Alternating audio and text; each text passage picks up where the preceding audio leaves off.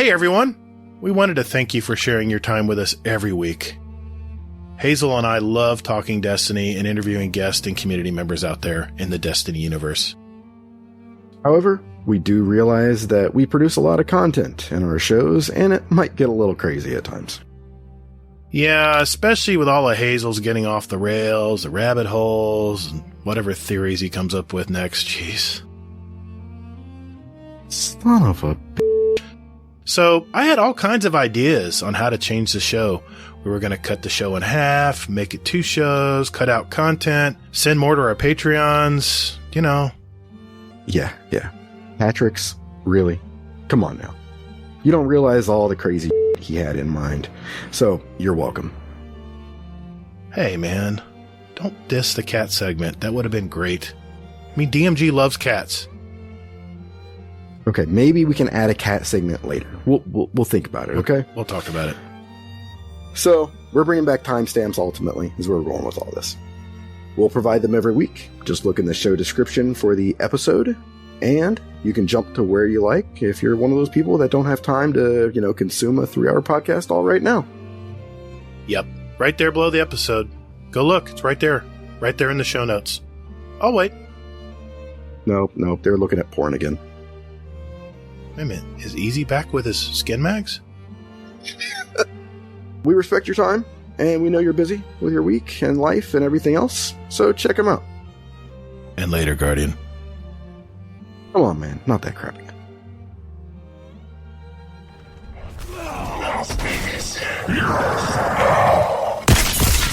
Guardian down!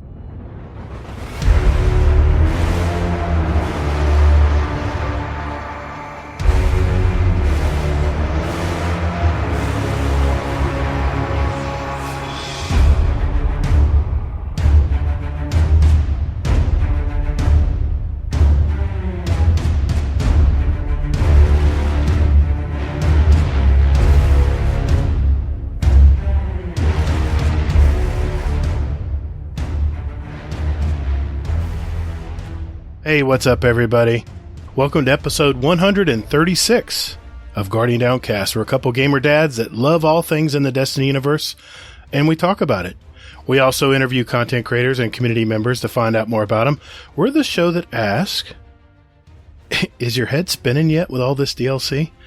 I'm your host, the Gator, and my co-host Hazel is here. How's your week been, man? Just non-eventful, right? Not much going on? Yeah, especially when it comes to work. So got called in on Sunday. But luckily I got some extra dough there, and then my boss was like, hey, why don't we just go ahead and you can take a couple hours off on Thursday? And I was like, oh, that works. So, I was off Monday for the holiday, worked Tuesday. Right. And then I was off Wednesday, worked 3 hours on Thursday, and then off Friday today, and off the weekend. Very cool, man. How's the fam? Everybody good? Everybody good on the family side? Yeah. The only thing that is kind of Tasha's gripe is that I'm staying up until 2 o'clock in the morning. I wasn't going to say anything. Yeah, exactly. I'm like, oof. Yeah, that's a thing. I'm the sorry. Bugs hit. Yep. I was like, and I hid behind the podcast. I was like, but I got to do this for the podcast. I got to do my research.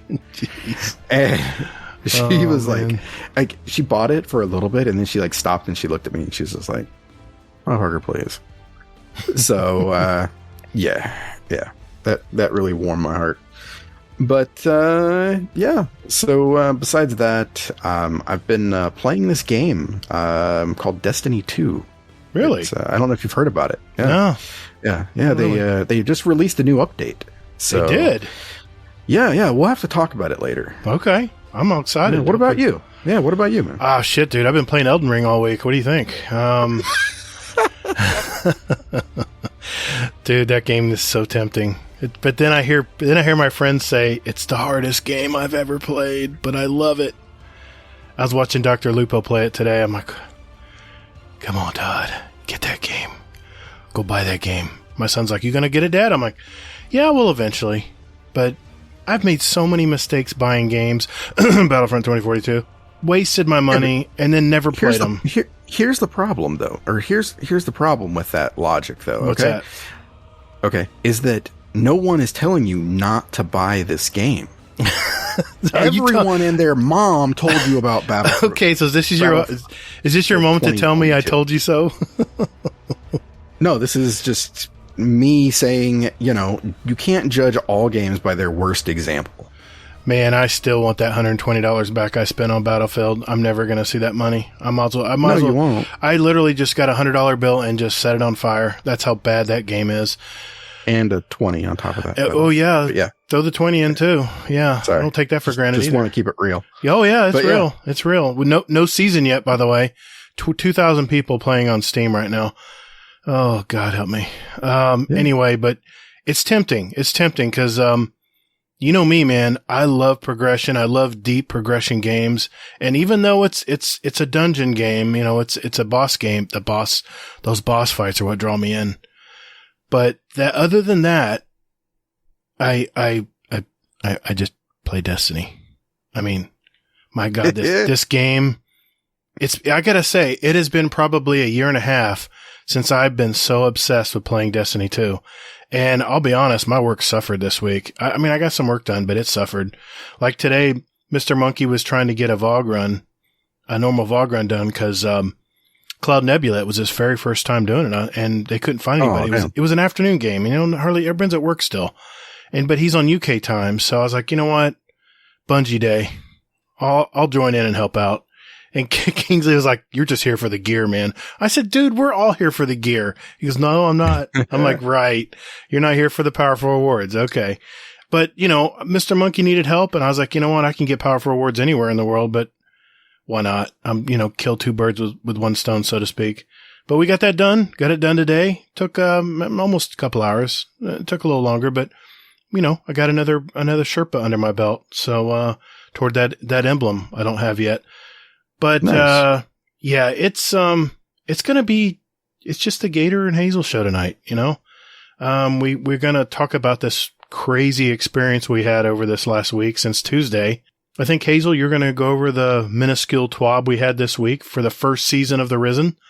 And, thankfully, before we go, why not? Let's answer some community questions. And I think I threw a couple songs in there this week too. Might have been a new album release this week that I wanted to talk about. Anyway, let's ride.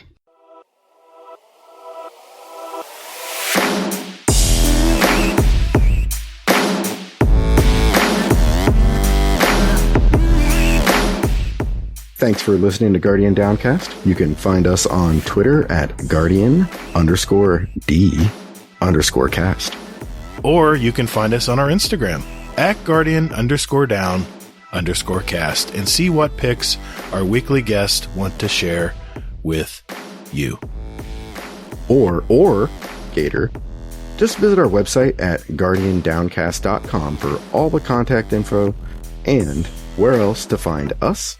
And you can also play any past episodes you like in any order you like, right from your browser. Don't or me, man. Hey, and while you're at it, follow our Guardian Downcast show playlist on Spotify and iTunes. We post those links in our show description every week. So check us out, and later, Guardian. Toddles. Hey, that's my line, man.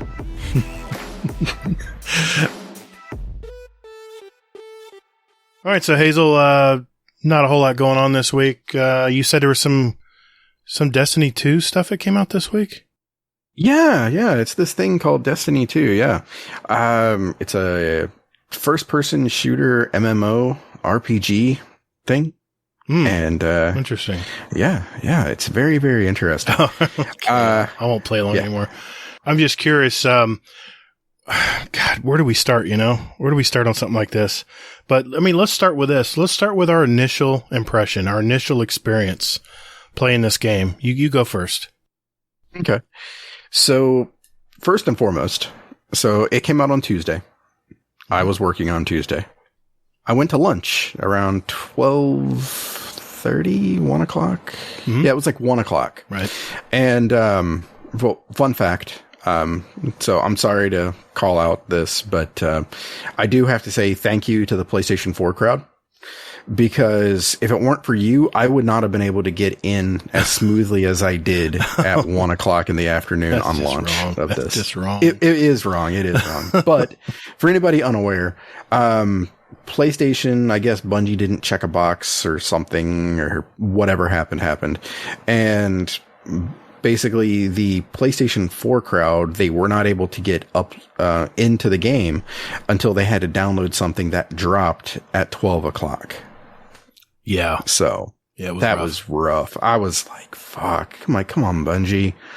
I said that as I was logging in for the PlayStation 4 crowd. I was like, I wanted to be there sympathetically and say that. So, but yeah. So yeah, I got right in, watched the initial cutscene, and I'm like, okay, this is interesting. And then I was like, okay, I'm going to go ahead and jump into the campaign. It gives me the screen is split. And the left side, it's like, I don't know what it says because I didn't look at it too much. But then the right side said like legendary mode or legend mode and had a skull and everything else. And I was like, that's for me. That's for me all the way. Yeah. Yeah. So, yeah.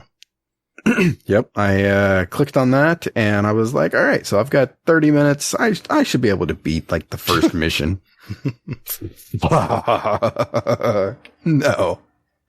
No way. Not in the least. Yeah, I think I took an extra 10 minutes and I was just like, yeah, this ain't happening. Okay. So I'm like, I'll have to dive into this when I get off work. So yeah. But yeah, legendary mode is no joke. That was my first thought. It was definitely fun. I can say that. And, yeah, and it was, just a very interesting start to the story. What about you? Yeah, I joined right at reset and I counted the minutes. I literally waited in queue for 50 minutes, which is fine. I had to read I could read the patch notes, which I never got to because I got thrown in before 50 minutes before that mark was up, but you waited in queue for 50 minutes? 50 minutes. Yeah, I did. For real? Well, I was in the queue for about 20 minutes and then I got booted back out and then I had to rejoin. So I had to take another, reset my spot in line. And then about 30 minutes later, yeah, I got in. I was right at reset, man. I mean, I deserve to wait because everyone's logging in at the same time and they don't want their servers to crash. So they're going to siphon people in slowly but surely. And that sounds about purposely. Right. Yeah. So, I mean, if I would have waited until when you jumped in and you jumped in. I mean, I only waited a damn hour. Yeah. I imagine if I would have just waited till 1 o'clock and logged in, it probably would have been a lot smoother. I mean, you immediately got in or you waited in the queue at all? I didn't have any queue. I got right in. Really? I danced my happy ass in and wow. Yeah. I was like, I expected a queue, honestly. Yeah. And then I didn't get a queue. So I was just like, all right, fucking baller. All right, let's go. Yeah. I played on the PS5. I think it's 60 frames. It may be 4K. I can't tell with these old eyes. It might have been 1080, but it was beautiful. I mean, just gorgeous, man. I mean, the PS5, there was no pop in. The game ran so smoothly. I will say this though. When you hover over the gun attachments and stuff, you can tell the PS5 is working, because it was a little slight delay when you're trying to put a mod in the slot or something like that. A lot more than you're used to. In fact, it looked almost translucent when I would scroll over something to add or take away a mod or something. And I was like, what's going on? It's not even registering. And then if I sat on it long enough, like I said, about a half second later, it would pop up. So that was the only, and it still's that way, by the way. That wasn't a day one problem. It's just, all I can figure is they're working things out with the code and it's just, there've been a ton of issues. Yeah. But the issues that they're saying are out there. They're not anything. They're not game breaking.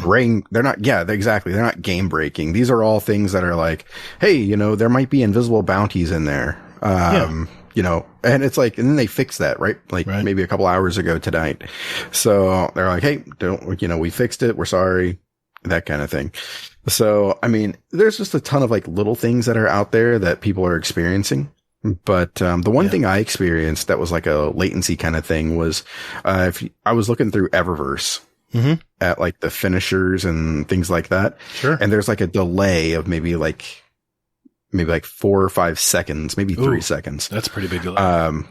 But it shows like it runs and then it basically like, it spawns in and then you have to like press it again to have it redone. Oh, wow. Okay. So yeah, it was kind of weird. But you know what? If that's the extent of game breaking bugs, then I'll take it. Holy shit. Yeah. I mean, my God, we didn't even have a voice, any kind of game chat system or voice when even the beta or Battlefield 2042 launch came out. So, I mean, I've always been very pleased with Bungie. They make a good product. And, even Skill Up is a big fan of Destiny. And, he's pretty critical of a lot of games. I know not everybody's a fan of Skill Up, but, I think he's a true, he's like Tassie, man. They're in the mainstream media, but they really love this game. They're true fans. And it shows cause, I just saw Skill Up's review of, Elden Ring and it was pretty good. He liked it. It was pretty good. So. Yeah, you should check out Skill Up's weekly video that he does. Oh, I do that. He also has This Week in Gaming. He does it as a podcast. Oh yeah. I love this. His production quality is it inspires me when I do my editing and my production. It's top notch. I mean, I can see the work he puts in those videos, the transitions, everything. It takes time, and he's doing video. My God. Well, he has an editor. I'm sure he does. He has almost 1 million followers now. He's got the money to spend on it, but. Little Gatr sponsors. Little Gatr here doesn't have that kind of stuff. So it's all me. I'm the front office. I'm the head bottle washer, everything. But I did not know this, by the way. And I know this could be back toward tips and tricks later in the show, but I did not know that when you throw the rally flags down in the, to ammo up before a big encounter, because when there's a little circle there, shit's about to get real. You're going to start seeing a lot of enemies. Well, if you decide to quit or take a break or whatever, that's a checkpoint. Yep. I did not know that. Did you know this? What's that? Those rally flags don't actually pull from your inventory. They don't? Nope. Did not know that. Ask me how I know. How do you know? I have 0 of them. You still got it? And I'm still planting those motherfuckers everywhere I can. Oh my God, dude. Wow. And when I'm doing the ghosts boss, I can flag after flag after flag. It's like, I'm like, I appreciate this. Well, I did do, this kind of happened by accident, but I'm kind of glad it happened. I don't know if you soloed the entire campaign, but I did a full. Yes, I did. You did the full solo on Legend. Good for you, man. Yes. That's impressive. So we both soloed the campaign. I did it on normal because I'm old and crotchety and I want to just enjoy the story and not worry about living. Yeah, exactly.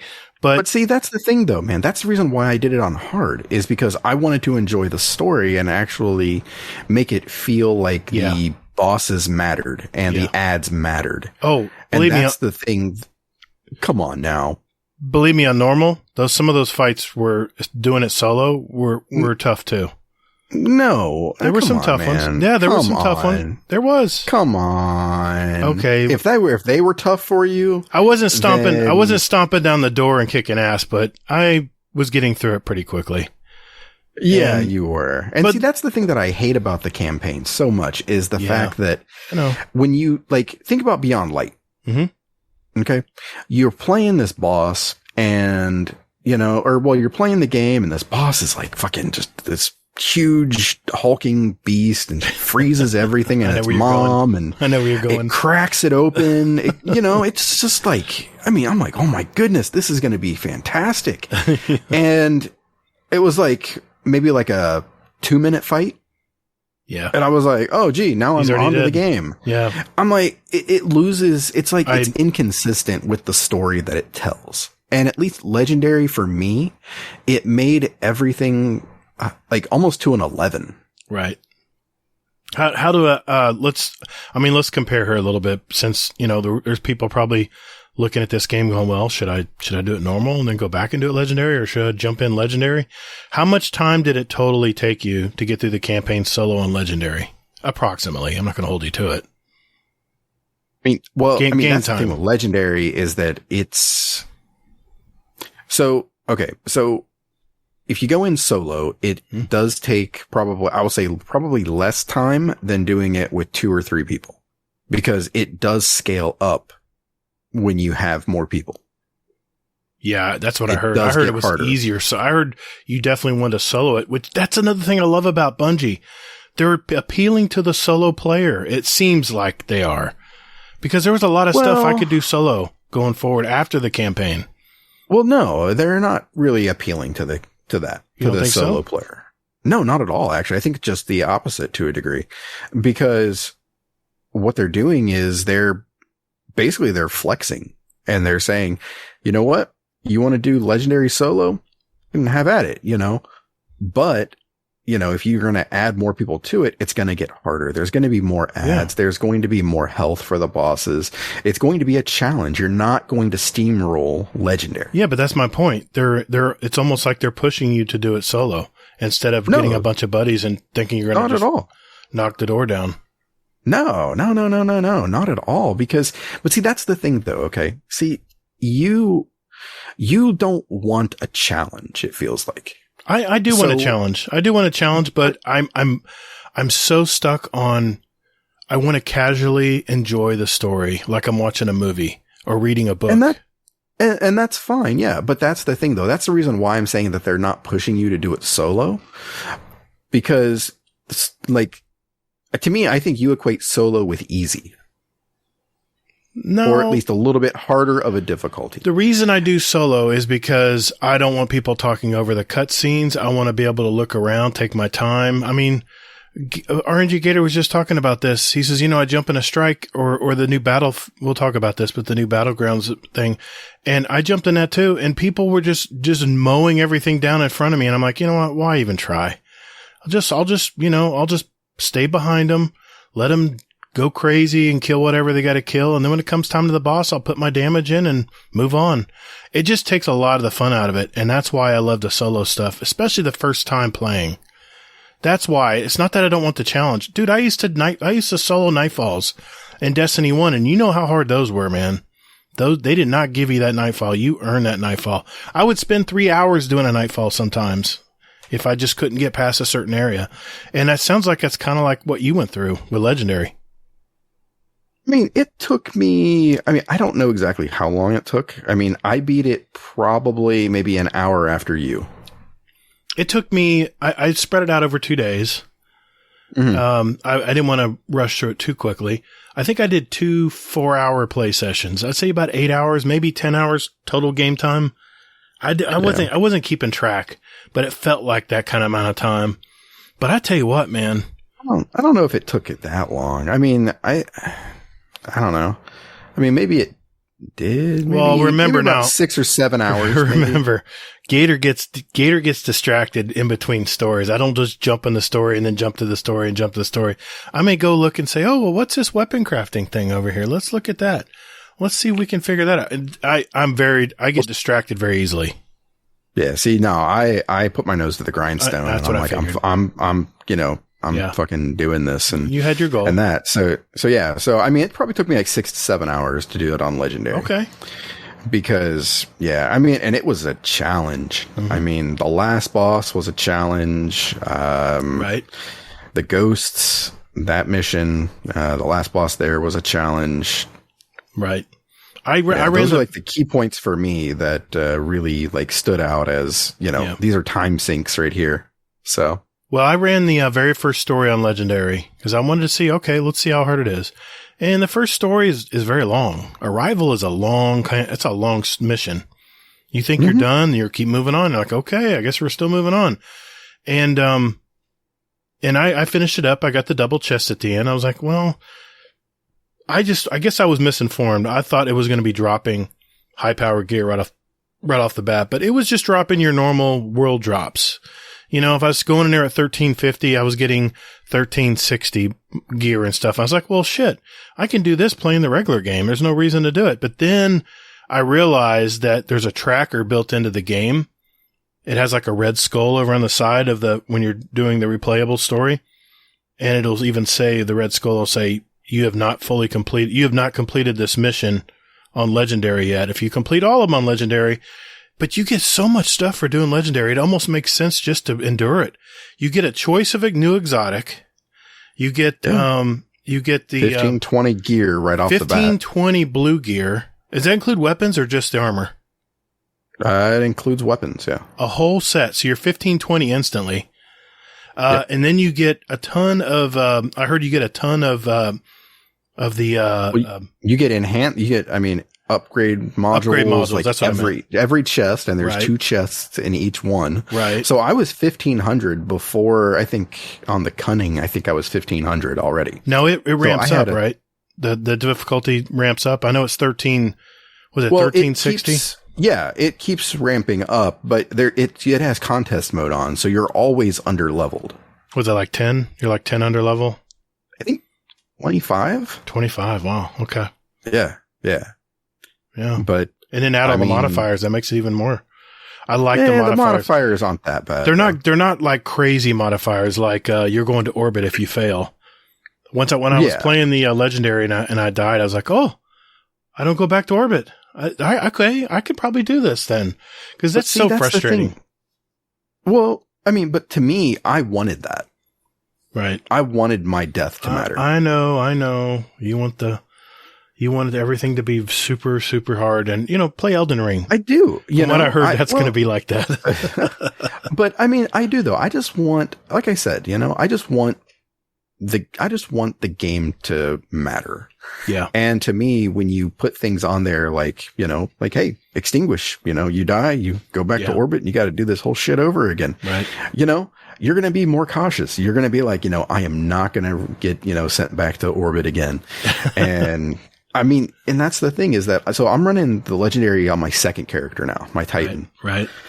And I've died once I died once in the first mission. That's great. And it was only because I fell down a hole and I didn't tap the, the jump button, the boost button. I've done that too. Right before I got to the bottom, and I was mistimed it. Fuck. Yeah, you mistimed the jump, and you're like, parry. You're like, grapple. You're like, nope, no grapple. Yeah. So no, it wasn't even that. It was like a hole I was supposed to fall down, but I just was like, oh, it doesn't look that deep. But it broke my ankles and killed me. I love that sound. But that's the only death that I had the entire first mission. Not bad. So. You got me motivated here to start trying it. Like I said, you shouldn't be motivated. You shouldn't be motivated off of me. You should be motivated off the loot that you get. No, I know. Keep in mind, I was always going to do the legendary. I have an alt account on in our second clan, the one you're running over there at GDC 2. And I'm going to use that. I'm going to use that account to do the legendary. But hey, dude, next Saturday's raid, so I got work to do right now. But I did want to congratulate Mr. Monkey. We had a little gentleman's agreement that if he soloed legendary the whole campaign by himself without help, then he could change my name for a week. And he won.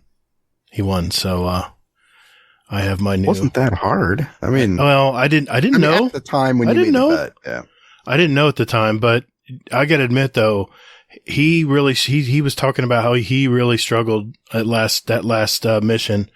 But good for you, Mr. Monkey. Congratulations, buddy. Yeah. And I got to admit, he had a pretty cool idea for my name. So yes, he did. What is that name, by the way? I can't see it. It's called Entitled. Yeah, Entitled. He goes, hopefully that you won't get too much grief for this. I'm like, dude, you did what you said you were going to do. You won the agreement.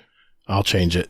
So I'm the only one who can change my nickname because I'm I guess the official owner of our server. But yeah, I changed it to Entitled. So hey, I made my bed. Now I got to lay in it. So, but good on you, Mr. Monkey. Congratulations. I just wanted to mention that before we moved on. Anything else on the initial impressions before we move on to the Throne World? Yeah, I think my only other impression is that Bungie needs to do better jobs of tutorials. Oh God, the new player experience. It's just. Well, I don't know about that yet. Tasha's getting into it, and I mean, I'm not even talking about that. I'm just talking about from, like, you know, just the Witch Queen perspective and the things that they've introduced, like Void 3.0 and, you know, weapon crafting. And it's just like, oh my God. I mean, my head was Bungie, spinning. come on. I mean, I'm a Destiny 2 veteran since beta, Destiny 1. And I was like, now, what is this over here? And what do I need to do over here? And I gotta admit, I had to take a couple trips to YouTube to just clarify a few things. And it wasn't so straightforward, was it? It was and it wasn't at the same time. But we'll talk about that. Okay.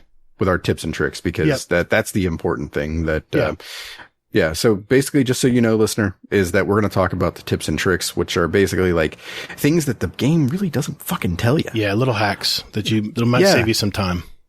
Yeah, exactly. And things that they should tell you. Yeah. Well, actually, things that they tell you now. Right. But things that they don't tell you, at least, you know, when we started. Right. Well, I'll tell you what, let's talk about the Throne World. That's the new planetary, is it a planet? I guess it's a throne world. It's basically her planet in her head. I don't know. Yeah. It's an ascendant plane, right? This is all ascendant. Yes. Yeah. So let me ask you this. The new NPC, did that surprise the hell out of you? Yeah, it did. I think that it's probably my favorite NPC that's been in the game. Well, when he or she spoke up in the game, I'm like, all right, who the hell is that? Who the hell is that talking? And when story missions, and not to spoil anything, but I was very surprised with the NPC. In fact, when I finally went to where they told me to go, and I was like, I don't see anybody. What am I doing? Is something glitched out in the game? That's all I'm going to say. I don't want to spoil anything, but I was very surprised with the new NPC, and I guess the cat's out of the bag. His name is Finch. Why is the cat out of the bag? You just said. Well, I mean, his name is Finch. So, I mean, I don't know any females that are named Finch. So, yeah. But you're thinking ahead of yourself, I think. Probably. But, go ahead. Probably. But I have to admit, I have been living in the Throne World. There's so much to do in this world, man. I mean, you have two basically split environments. You have the very natural, Gatr-like, swampy areas and stuff, a lot of greenery and stuff. And then you have this pristine, like, I want to say Gothic or like, very proper, like almost like castles. I mean, yeah, they're like castles, right? I don't know what you call these buildings. Cathedral almost. I mean, it's very ornate and just very beautiful. I mean, it's like, I mean, I almost expected to be like walking on marble whenever I was in like that one area or a couple of those areas. I'm like, wow. I'm like, this is just beautiful. Yeah, I was really impressed. Twisted, but beautiful. Like I said, there was no pop in. You know how some games you can tell they're chugging, where as you're walking, the environment pops in on you. There wasn't any of that. I mean, it was so gorgeous, man. It's Bungie, man. I know, but I just had to mention it. Come on, man. You know, but it's they made a fantastic world. I don't know how much time they put into Throne World, and bravo to what team was in charge of the Throne World artistry, or even the mechanics and the game parts of this planet. I want to just call it planet. It is fantastic, man. And I'm finding out new stuff all the time. There's some new thing that I don't even know was even there. I'm just now finding out about it. And I think I've spent 8 to 10 hours on Throne World since the game came out. So, yeah. And what's really cool is they have a reputation on this Throne World, and that would be Finch, as I mentioned earlier. That's why I was ahead of myself. And what's great is there's no new material. There's no new planetary material. But what happens? There are. Well, there's a material, but you don't collect it, so to speak. You get XP towards the reputation for Finch. It's totally different than anything they've ever done before. I mean, usually, if you get some spin metal on the Cosmodrome, you get like 2 pieces of spin metal, you get a little bit of glimmer, and you get, what else? Some a little bit XP on your bar at the bottom. I mean, just a tiniest bit. But with this, anything you do in this world, you're adding to the reputation bar, and it's just like, the reputation bars in Crucible and Gambit and everything else. As you level up and get certain levels, you get the engrams up top when you get to another level. And then every so many levels, there's fixed gear that you can pick up as well. What do you think? What do you think so far of the Throne World? Let's skip the gun crafting area. Let's talk about just the main world. That's not in there. That's on Mars. But, yeah. Technically, yes. So, but I mean, okay. So see, that's something else. I mean, I guess that was like a tip or trick actually, because see, I didn't know that, that material didn't matter basically, that it went towards XP, because I just blindly was like, hey, you know what? I see this on the ground. I need to collect it. It's a planetary mat. So I haven't even looked at my inventory to see if it's been going there. You won't find any. So there we go. Bungie, when is this going to get rolled out to the other groups? Yeah. That's what I want to know. Wouldn't that be great if they did that on Cosmodrome and EDZ? Yeah. Oh, that'd be awesome. Exactly. I need to cash in like all the damn Dusklight shards that I have, and I still have my tokens too. Oh, so wow. I don't think those are any good still. Yeah, they are. Oh, you get materials and stuff. That's right. No. The tokens, right? They work just the same way as the tokens that you turned in for unlocking stuff on the vendor? Yeah. Have you tried them lately? They still work. Okay. Yeah, I have. They still work? Yeah. Okay. Yes, they work. You get more XP from the tokens than you do actually the Dusklight shards. Wow, I thought they made us get rid of those a long time ago. No, that was like certain vendors, yes. Like like the tokens on like the tokens on Titan and stuff. I see what you mean. Okay. Yeah. Exactly. I didn't know you still had tokens. I play the game. Yeah. Well, I didn't know you had tokens. I got rid of those a long time ago. All right. Yeah. See, but yeah, I mean, I have been really liking the Throne World. There's one part in this one mission where I'm kind of lost because it tells me like this marker in the middle of the damn map, and I'm like, I can okay. So, I'm not too brokenhearted about it, just because I'm just kind of flying around, and I'm like, I'll get to it eventually. Your head's gonna spin, dude. There's so much to do on the Throne World. Oh, I know, man. I mean, there is. We'll get to more of that on tips and tricks, because there's a few things I want to mention that people may not know, because nothing's very direct. I mean, you have to kind of just find out. Yeah. I mean, there's a lot of it, and a lot of hidden paths, secret paths. Oh yeah. I mean, a lot of like just choice. It's like, you're going to go this way around the rock, and who knows where that's going to lead you, or you go this way. And then it's like, oh wow, there's a door. Can I go through here? And it's just like all over the place. Yeah, it's crazy, man. Anything else about the Throne World? Any impressions of what you're seeing, or? I like the deep sight stuff. Yes. That is a pretty cool mechanic. Mm-hmm. Seems like we've had it before. I can't remember when, but it's still okay. I mean, it's not. It's something new-ish. So right. It seems familiar to me too, but I can't place where we experienced that though. It's Taken King. Taken King? I mean, Taken King, yes, but also Dreaming City. When you take the stuff, you drink it, and the tincture, the elixir of the tincture Queen Foil. Right. Yeah, exactly. Yep. Okay, so we have done. There it we go. We figured something out. Like Holy hell, we play the game, y'all. Yeah, we do. We swear we do. Hidden platforms, things to climb.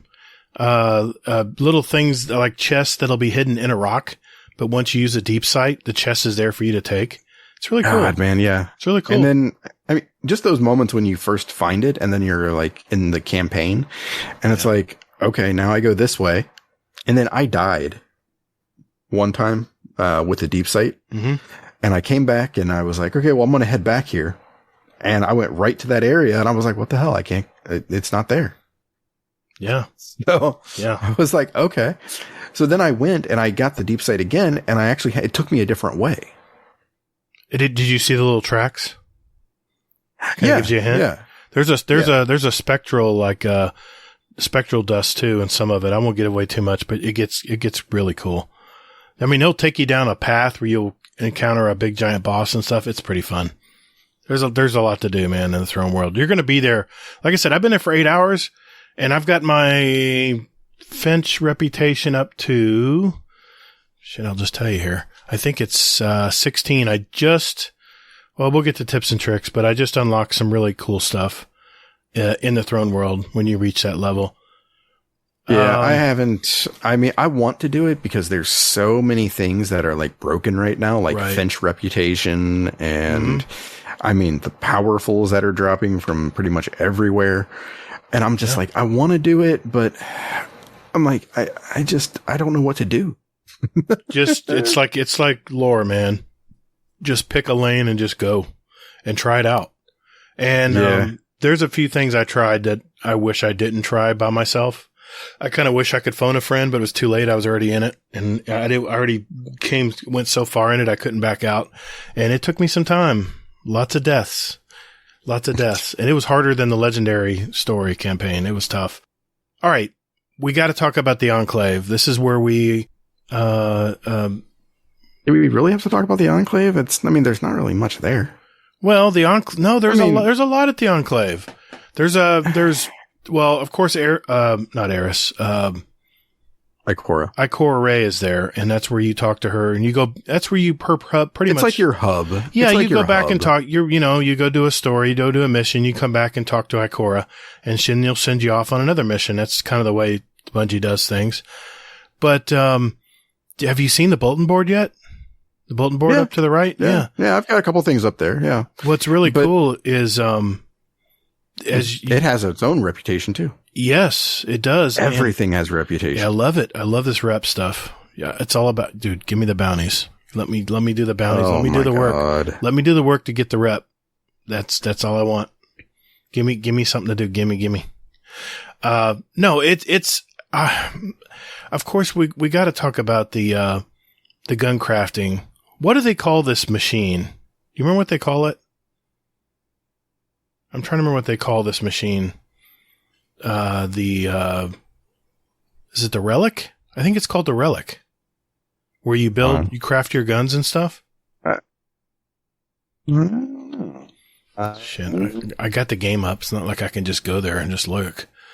But it's, it has its own landing zone. It is in Mars, but it's not really in Mars. If you go to if you go in Throne World, it's part of the Throne World map. But it's like it's hard to explain. It's to the side. I mean, it says the Enclave, and it is Mars. It's like a little tiny chunk of Mars. Not like you can go all over Mars like you normally could. It's literally just like a piece of rock from Mars that, everything's on. But yeah, it's, I'm just going to go look real quick. Well, I'm looking at Bungie dropped a weapon crafting guide today. Really? So the game has been out. It's called the Relic. It's the Resonance Engine is the official name. Yeah. So it's not the Relic. Well, it says Relic Resonance Engine. So whether it's called Relic or Resonance Engine or it is a Relic, I'm assuming they're saying it's a Relic. It's a Relic. It's called Resonance Engine. Okay. It's pretty cool. And what's really cool is, you think this is the only room in here? No.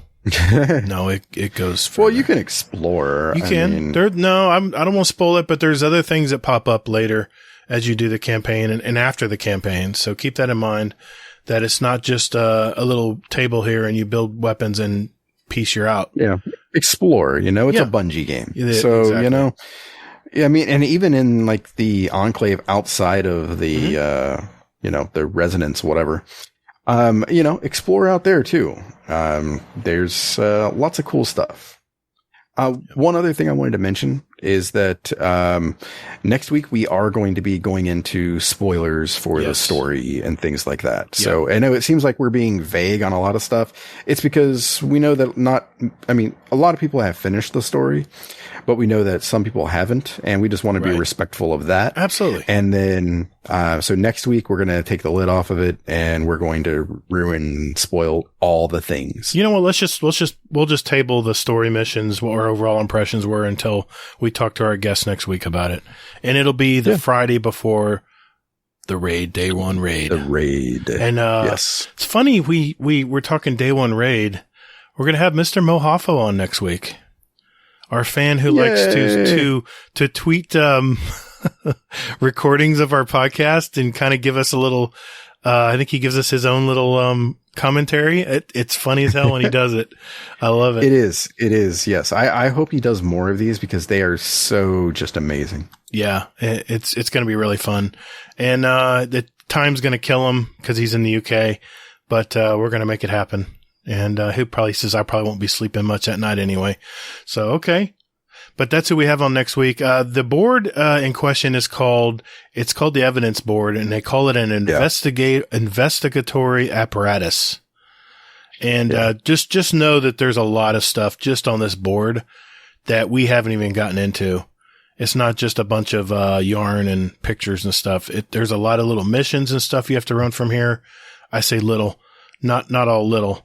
But it's okay. That's enough. That's enough. Okay. Man. All right. I won't put it back in your pants. I won't go any further on it. Yep. I can just see the spoiler coming from a mile away, and I'm well. Just like, if I spoil it, then I'll just cut it out. I'll edit it out. So I don't want to hear it either. Oh, okay. Asshat. That's true. That's true.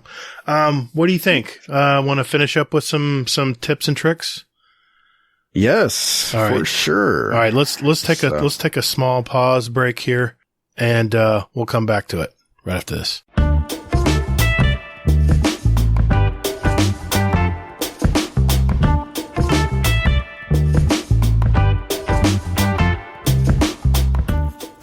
Hey everyone, looking for some like-minded gamers to talk Destiny with? Or maybe just a place to de-stress and talk with others about life for a bit. Or maybe just a place to discuss the latest movies, TV shows, new music out there? What about the channels with New Year's resolutions or other goals and a fitness section? Well, you're also forgetting about channels with our links to our clan, Speakpipe, show music playlists, or even where to get a show t-shirt, mousepad, coffee mug. Wow, you're not just a Destiny shill, you're a Guardian Down cast shill. Man, you're forgetting about the podcast questions channel, where listeners can put in their questions for the show. And show feedback channel where listeners can talk about past podcasts and just stop. Hasn't this shameless plug gone on long enough? I'm going to put a stop to it right now. Hey everyone, just look for the GDC Discord community link in our weekly show notes wherever you get your podcast out there, or just visit guardiandowncast.com, where there's an invite link you can use anytime. And later, Guardian. Just stop it, man. What? Just lay off the caffeine. That's not a problem. It's alcohol.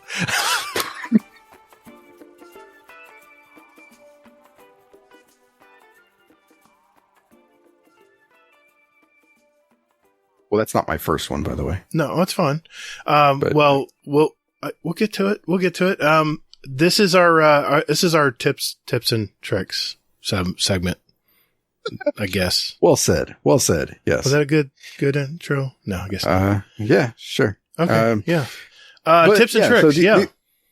So these are things that Gatr and I have screwed up or learned the hard way. Found out like, hey, yeah, exactly. Hey, don't make our mistakes. So there's not going to be any spoilers, I don't believe, in here, but it's just some things that we've found that are going to make your life a whole lot easier when you're playing through it. Yes. So the first one for me is I loaded in, during my lunch at so I'm like, hey, all right, here we go. Okay, so I'm on Hunter, and I'm like, all right, I'm going to go to my grenades. I'm on Void. I'm going to change this up. And I'm like, well, what the fuck? I was like, I can't use Suppressor. I can't use Scatter. Okay. All right. Well, fuck it. Okay. Maybe I get it later. Right. It says, if you look at it, it says hasn't been unlocked yet. Yeah, exactly. And I was like, oh, okay. So maybe I have to unlock it somehow, some way. So, I'm playing. I played the first mission and things like this. I leave and then I come back and I'm like, okay, well, you know what? I'm going to go to the tower, make sure I don't have anything there. And like, I don't know why I did it, but I went to Ikora. And I'll be damned. That's so cheesy. She had Void right there. And I was like, oh, sweet, kick ass. So I click on Void and I'm like going through it all. And I'm like, okay, cool. There we are. And then I see grenades. I'm like, ooh. So I click on that. And then voila, the other grenades are right there. So I go ahead and I buy them. They're 3,000 glimmer a pop. I'm like, beautiful. I have them. Launch right back into the next mission. I go out. I'm like, all right, I'm going to use this grenade. And I still can't use it. Yeah, you might have forgotten it. My rage just incrementally keeps going up. And wait till you see the step you missed. Such a joke. Yeah, exactly. And I'm like, what the fuck? So I was like, I'm going to take these back to Ikora and get a refund. That's what I'm going to do. Good luck. They're fucking broken. So I'm like going through and then I end up starting to look and see about where, yeah, thanks a lot. So then I'm like, okay, so I'm going to go ahead and go back to Ikora. Maybe I missed something. And I see this little thing before I get to approach. It says meditate. Oh, the old meditate. Back right again. Next to her. Right next to her ass. Bungie can't be bothered to put a little blue fucking box that shows up that won't go away any other time except for this. Yep.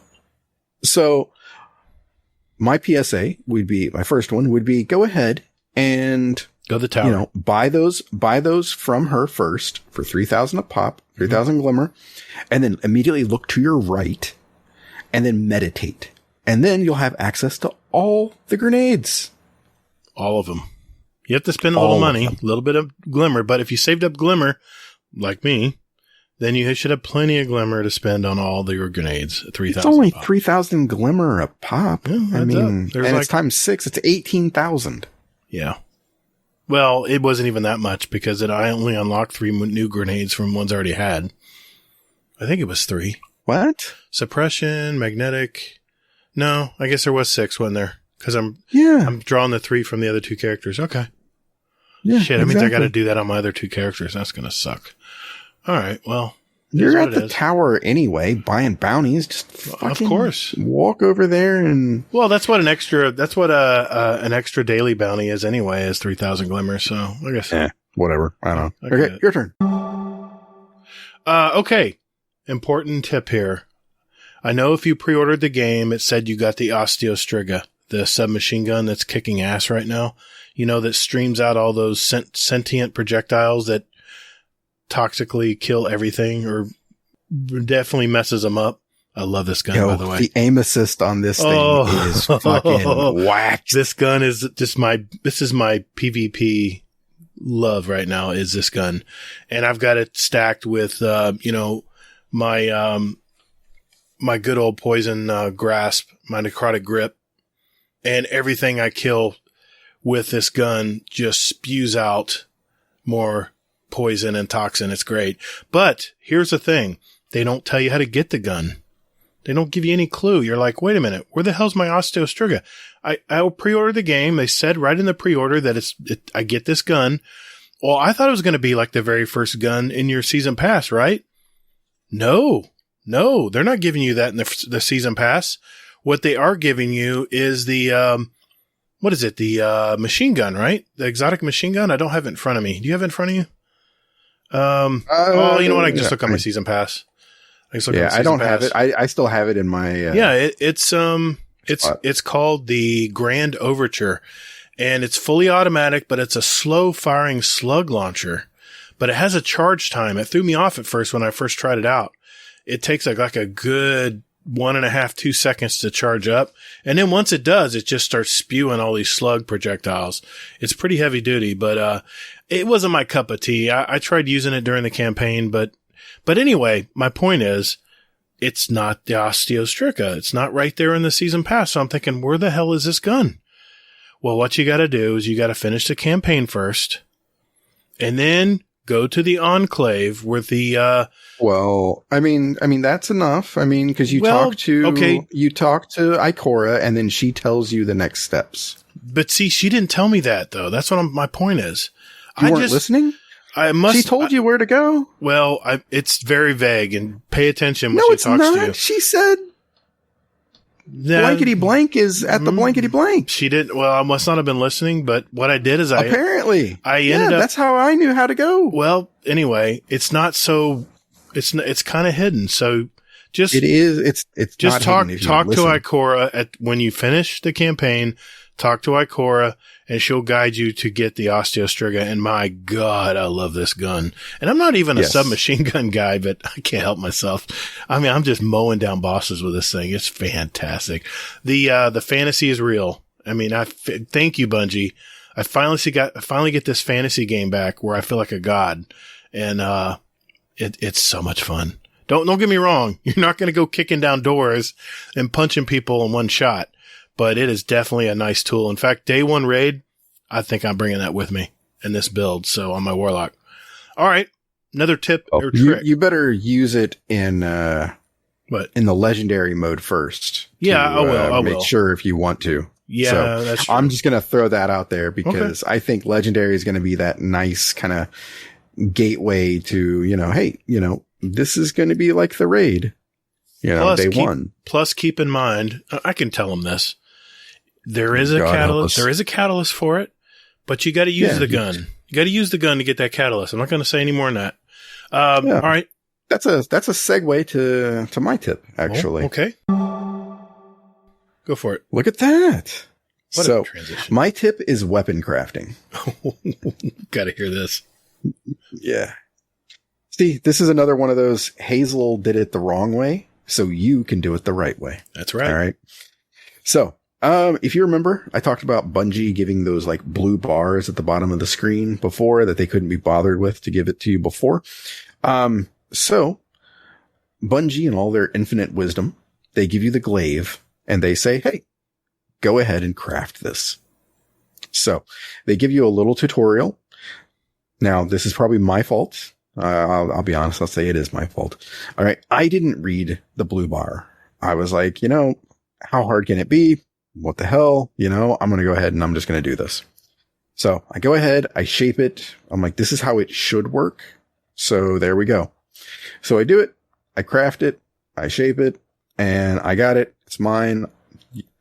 Life is good. The blue bar goes away, everything else. Well, later on, they're like, hey, reshape it. I'm like, oh, okay, sure. So I was like, this will be fun. So I went ahead and the blue bar at the bottom. I'm like, nah, I know what I'm doing. You already know where this is going, but I don't know what the fuck I'm doing. So I'm going through. I'm like, I respec everything. I'm like, great. All right. 20,000 glimmer. Like, damn. All right. Like, it's kind of steep, but, all right. So I'm like, shape. And the blue bar is not going away. What the hell? I was like, I want to, I want this gone. How do I get this? I'm like, B. No. B. So no. So yeah, I, end up doing it again and I like choose different things and I'm just like, what the hell? Respec it again for 40,000 or for 20,000 more. So I'm up to 40,000. The damn bar still won't go away. So I'm like, is this thing bugged? So after spending 40,000 glimmer and a ton of materials, I'm like, all right, you know what? Let me go ahead, pull my head out of my ass and read. No, hold on. I've been waiting so long to say this. Yeah. Reading's hard, right? Oh, I'm sorry. Go ahead. Yeah.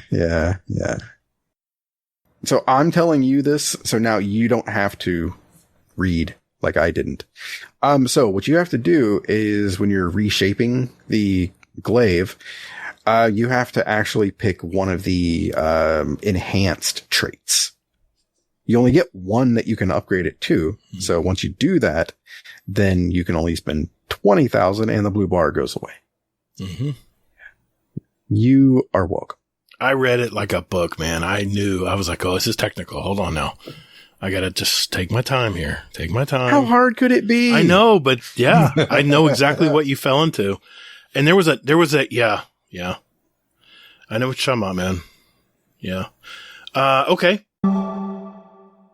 Jeez, I got so many tips here. Okay. As soon as you finish the campaign, you're going to get offered an exotic mission. And it's for a certain, let's just say, gun that might include a worm. But they've seen it in the previews. It's not a spoiler. Run that mission right away. This gun is fantastic, but more importantly, the lore and story of this entire mission, and I say mission, there's a lot of steps. So buckle up, Buttercup. It's going to take a while to get this gun. But my God, the dialogue, and I'm not going to mention who, but the dialogue and the story, it's like added to the end of the campaign. So the first thing when you finish the campaign is, I believe you get it at the investigatory board. I believe this is where this mission pops up. I can't remember exactly. No, it just shows up. I think it just pops up. I think they tell you to go somewhere and don't hesitate on this. I think you get it after the last mission. Right. I think is when it shows up. Whatever you do, don't hesitate on this because this is kind of like an extension of the campaign and you got to hear it. Turn the sound up, turn the dialogue up, turn the music up. It is fantastic work what they did to this. And it's hilarious too. So don't sit on this exotic weapon mission. I know it's a lot of work. You got a lot of fetching to do, a lot of this, go here, go there, do this again, do it 3 times. I'm telling you, this is my favorite part so far of the Throne World is running that mission. And I wish I could run it again because it was so much fun. Well, wait a minute. I got another account. I'm going to get to run it again. But yes. Really? Yes. I do have another account. Well, no, I'm that's not a surprise, but, it's a lot of fun, but no, I'm just like thinking, I'm like, wow. I'm like, okay, so, cause I'm sitting on that mission. I'm like, do it, man. Do it. I'm telling you, it is my favorite thing after the campaign is done. And there's another thing I'm going to mention too, but do that first. I'm telling you the story and the lore. It's going to, I think Ascendant Nomad did this, did mission. And after he did this mission, he says, you know what?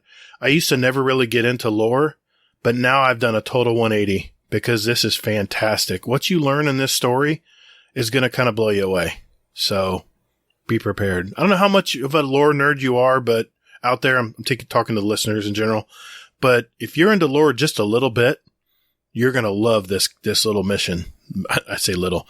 You're going to love getting this weapon because it's kind of a mission and you get the weapon as kind of a bonus, but just do it right away. You'll be high enough light once you're done with the campaign. You'll be at least 1500, which I believe is what you need to be. So yeah, don't sit on this weapon. Don't sit on this mission. Get it done as soon as you're done with the campaign. All right. What else we got, Hazel? Okay. So, weapon crafting number 2. Mm-hmm. So, when you're playing the game, you're going to get, guns with a red box around them. Mm-hmm. That red box means that they have a trait, basically it means that they can be used. And then once you use them a certain amount or do a certain thing with the gun, then you can go ahead and go to the weapon crafting or the weapon screen for the gun. And then you'll see a little box on the lower, like in the middle of the screen. And then you can go on the bottom middle and you can click on that. And then you can go ahead and choose sometimes what you want to pull out of the weapon. Yeah. And there's no real rhyme or reason, for it. What I would say would be this is that if there's a gun that you like, that you find that you're like, hey, you know what? I really like this gun. I need these materials. You can focus that way. It's a way you can farm these materials, basically. Yeah. Yeah. Don't ever throw those guns away. Don't throw any of them. I don't care how, if you don't like snipers, I don't care. Keep them. Yeah. Still. Yeah, exactly. Yeah. You still keep it, use it, pull that out of it. And then, then you can delete the gun. Because the materials that you get from the gun are, basically going to be extremely useful. Yeah. I call them the Doritos. So, yeah. The one, they look like little Doritos when you basically have to use these guns. You have to get 100 kills with it. And then once the box fills up, you extract these materials out of these, what do they call them? Deep That's sight? What I said. Deep sight weapons? Yeah. No, that's separate. Okay. There's two different things. There's one where you can pull the schematic or the well, yeah, I was going to get to that. Yeah.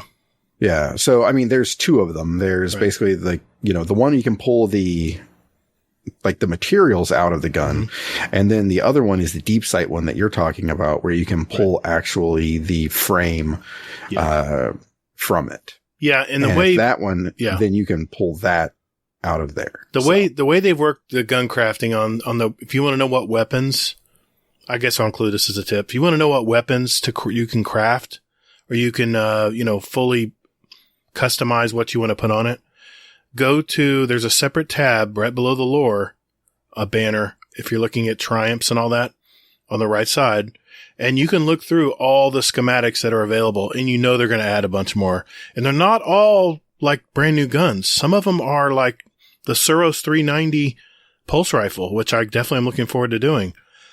But most of these patterns or schematics, you have to do exactly what Hazel just mentioned. You have to draw out the materials out of out of one of the guns, no matter what rolls you're getting. And once you do that 2, 3, even 4 times for the machine gun, then you open that schematic, and then you can actually craft that weapon and start upgrading it. Mm-hmm. So yeah, I've got quite a few patterns that I have, and I haven't started crafting anything besides the Striga. I do have one pet peeve though, Hazel.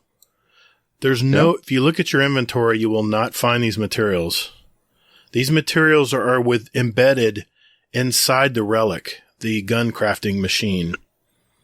Yeah, and there's no way if you click on the machine, it's not like there's a contents that tells you how many you have of the materials. You literally have to go and pretend like you're going to shape a gun or reshape a gun, and then look, and it'll tell you how many materials you have. And I don't even know if there's a cap. I know I have 4,300 of one material, but the other materials seem to be capping at 250.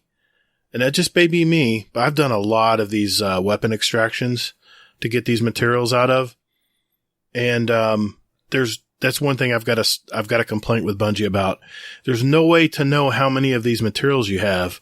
Maybe a third-party website will have it somehow, but if you look in your inventory, it's not there. The only way you can tell is if you actually try to shape a gun, and then you'll see, and there's 4 or 5 different materials you have to use to craft these guns. And don't ask me what they all are, because they're very monotonous.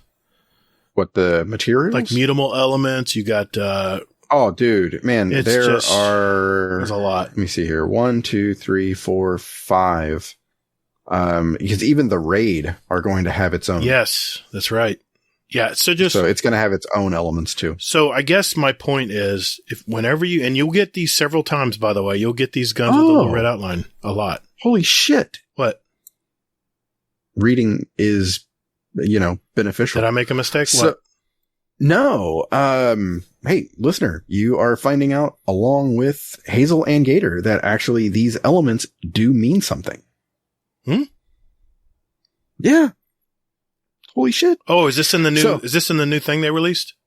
Yeah. Okay. So, one of the elements is ruinous elements. Right. These are damage or projectile modification related trait perks. Okay. Adroit elements, weapon performance related to handling and stability, etc. Oh, it's in this new guide they got out. Okay. Yeah. I'm not looking. Mutable elements, ability modification related trait perks. Okay. Energetic elements, ammo or reload related trait perks. And then yeah. drowned elements are raid exclusive trait perks. Oh, so I haven't seen any of those yet. Now, so is it me, or does it seem like this is like every row of a gun, putting a gun together? Every trait. Like you have you got your scopes, you got your frame, which you can adjust. You've got your, your ammo perk. Then you've got your gun mechanic perks, like, I don't know, like kill clip, like, rangefinder. Yeah. So I think that's what these are referring to, is those rows where the gun has those options available, right? Well, kind of. But I sort of wish that I want to be able to strip this perk from a gun. That's the same gun. I have a tip. If you are looking at one of these guns where it's called attunement, by the way, it says this weapon has active deep sight resonance that can be progressed. And if you, detail the gun and look over the actual mods, where did I see this? Damn it. I saw this earlier today. Hold on. Give me a sec. I'll find it. There's a little bit of delay. Yep. Here it is. Like, for instance, I have a red herring that I've crafted. Okay. It's one of the brand new rocket launchers. If you look over all the weapon perks, you have your frame, which that's, you just pick that. Your next one is your velocity rounds. And then you get into killing wind. And if you scroll over killing wind on the weapon, it'll tell you what element it requires for that row. And in this case, killing wind is a droid element. And it says how many I have, which is 250. I have a feeling there's a cap of 250. And then like golden tricorn was the next thing I crafted. And that says ruinous element. I have 224 of those. Yeah, because it's damage. Yeah. Yeah. So, and then there's another one called psychohack that it's an origin trait of this type of weapon. Yeah. So that's inert with the gun. There's nothing you can do about it. What's really cool though is it tells you when you actually tells you when you built the gun, the date. That's pretty cool. I can tell you is most of my weapons are going to be gone after this crafting. And once they start adding more weapons, this is how they're going to get rid of the vault weapons. I really do. I mean, look at all the. I don't know. What's the one thing? I don't know. What's the one thing we always complained about? Or I complained about anyway. I don't know if you share this, but I wanted a gun I can bring with me. I don't listen to you. Well, it's a gun I wanted to bring with me all along Destiny.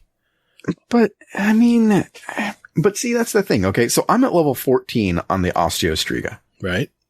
All right. I've been abusing this thing. It's great. It's a great weapon. And it does nothing for me. Now that I'm still gaining levels on this thing. Right. But it does nothing for me. No, dude, you can craft it. You can recraft the gun. I'm aware. I've already done it. I've already unlocked everything for it. I have the catalyst. Okay. Well, not the catalyst, not yet, because I still need one more. I think you got to get to 15, right? Ascendant. What? Oh, yeah. Yeah, that's the bottleneck. Yeah, the Ascendant alloy. Of course, there's a very rare material, Ascendant alloy, which you can buy one from Cryptarch a week, and it's not cheap. Yeah. And it's 400 legendary shards. Mm-hmm. Yeah. And guess who bought one? Yeah, me. And then but that's only for exotics. That's what I wanted to say. Yeah. So you don't have to use that for like your other stuff. Right. So right. True. Yeah, that's the gun, I have to admit, the gun crafting takes a little bit of practice, and it's going to take a little bit of trial and error. And Hazel's already given you some error, so you learn from his mistake. Yeah. The other thing, because you mentioned like an improvement that you want to see. Mm-hmm. An improvement that I want to see is, so if you go to your Triumphs tab and you look at patterns and catalysts there, right. You can see basically the patterns that you have. And for me, I would like to be able to see where the perks are. Like, what do I need for the perk? Till you start shaping it, you will know. No, it's not even that. I mean, it is that, and it's not that at the same time, because you're not going to be able to see that under this tab. Right. You have to go back to the enclave for each and every time that you do this. Yep. It's just telling you that you've unlocked it. That's it. Exactly. Yep. So, yeah. Okay. One other thing that I wanted to mention is that I'm just going to throw this out there for the PvPers out there. Gator's ears just perked up. But you can actually craft 2 of the same weapon. Yes. One for PvP and one for PvE. Exactly. The only problem is that if you do that, you need to use the second one and level it up because the levels don't carry over. No, it's per weapon. Yep. Not per, I mean, it's Bungie, man. There's going to be grind. We wanted grind. Here's the grind. Yeah, exactly. So. Okay. Woof. Okay. Let's get through these because I see the clock here. Leveling. All right. I know Hazel instantly got to 1520. I did it the long way.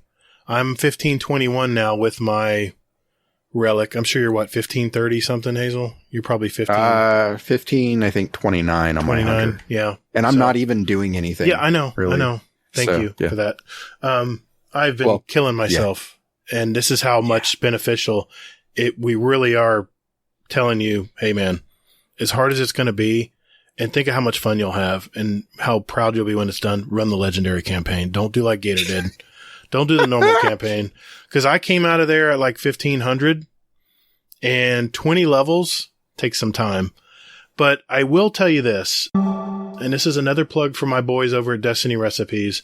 They have a new power level progress tool. It's built in with the checklist, the companion, all that. You click on the power progress thing, and what it does, it lists all your characters, and it has like a line where your current level is, and it'll tell you what you're needing to rank up to move up faster and get your light level, power level, whatever they call it now. It's really a cool tool. And what's great is it resets every like 15, 20 seconds. So as you're leveling up or grabbing, like for instance, I have a 1510 class item, and it's like -5 my base level right now. So I know I need to be looking for a class item that's at least 1515 or higher. So this little tool is really cool. And what's great, as you level up and you start reaching milestones, it'll actually tell you at the bottom below your character, it'll actually tell you where you need to go to get whatever they're saying. Like right now, it says you can increase your maximum equipment power to 1516 with world drops or paraversal hauls. It says this character can instantly get to 1520 by completing every mission of the Witch King campaign and legendary. They always throw that out there to just taunt me. Like Gatr, what the hell, man?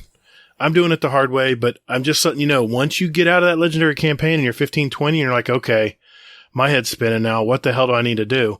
This little tool will actually tell you where to get your powerful engrams. It'll tell you, you can go in the world and just regular blue drops that drop right now. They drop at 1560. It'll rank you up. So that's my tip, is destinyrecipes.com.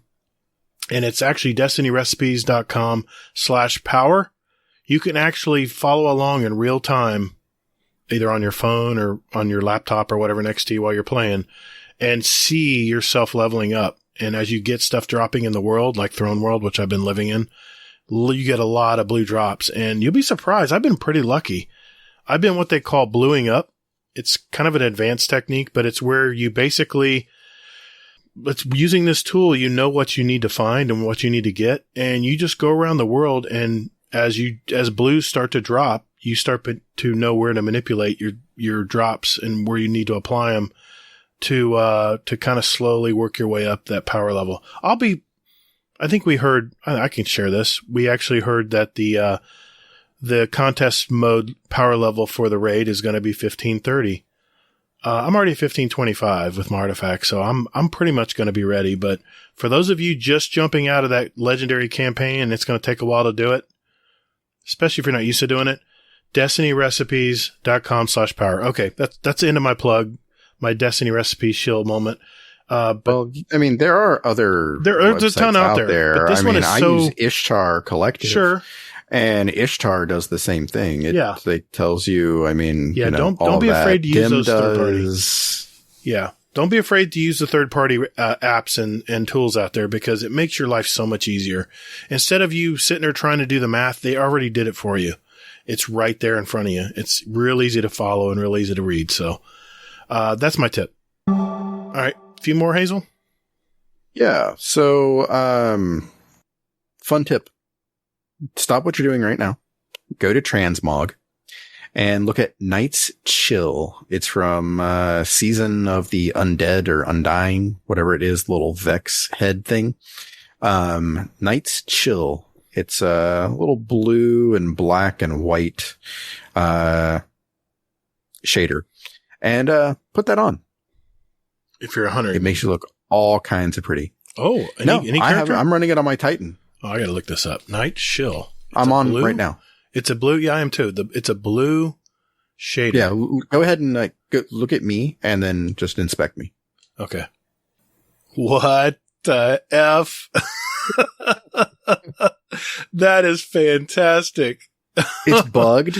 It's a bugged shader, but I'm not taking this off. I put it on my ship. Yeah. It's crazy. I love it. Yeah, if you like pink. Yeah, it's out there. Yeah, it's pretty cool. I gotta admit, I kind of like it. That's a thick boy there, man. Nice. I like it. Okay. I just want to go back to the throne world. We're talking about there's a rep you can get in the throne world, and his name is Finch. There is a lot of cool stuff you need to unlock, that will increase your power. Like, for instance, I'll give you a for instance. One of the unlocks is you get to do weekly repeatable missions that will grant you, at first, it'll grant you a powerful gear. And then after that, if you get a certain score, 100,000, I believe, it'll grant you pinnacle gear. And not only that, I ran the first run on this for the powerful solo, and it was fucking a rival. It took forever to do. I couldn't back out because I already committed and there was no going back. Once you start this mission, you got to finish it. I got one of those really, really rare cores. What do they call that core again, Hazel?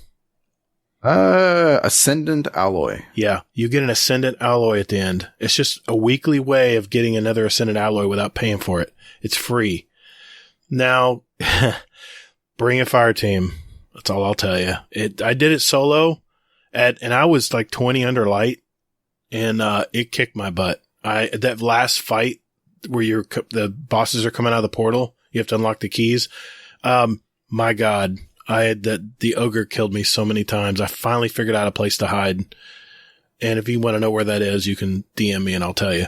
But it's yeah, that is one of the things you want to unlock. So when you get to the throne world, anything you do or anything you harvest gives you XP toward the Finch reputation.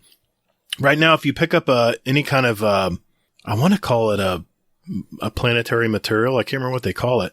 You'll get 20 XP. If you do a chest, you'll get 20 XP, but you'll get a bunch of other things too, like glimmer and usually a blue weapon. And you want blue drops because that's how you're ranking up, right? You kill some of the bosses that are running around. You'll get blue gear and you'll get 40 XP. If you do a if you do a patrol, 40 XP. If you do one of the daily bounties, not the repeatables, but the regular dailies, 50 XP per bounty, and he gives you 4 of them a day.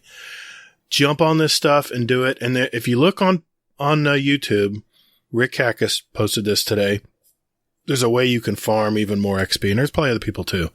Yeah, everybody and their mom knows about it. Videos about this. Yes, yeah. And I don't know if they're going to patch it or not, but if you want to they will. They will. But if you want to fast pace it and you want to blow through this, and this is a way you can get 250 XP at a pop.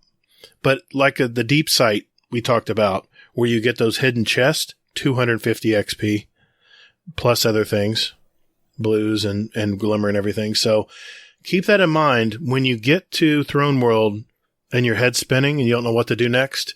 Just run out there and do patrols, run out there and grab some bounties, run around and just put that wombo detector on your ghost that picks up materials and chests.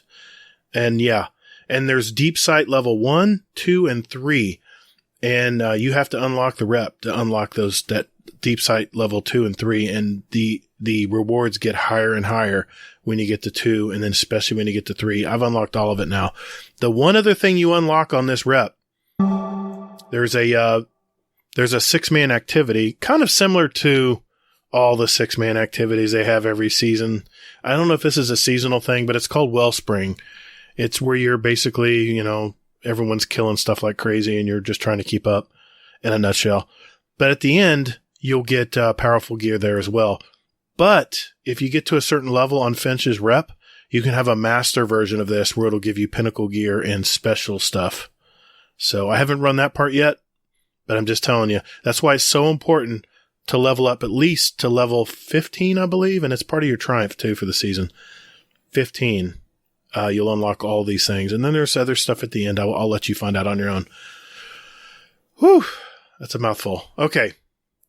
So I'm going to say a tip for the ghosts, boss. Oh, yes. This is, one of the least fun encounters of legendary mode is, basically you don't have to, shoot the crystal right away.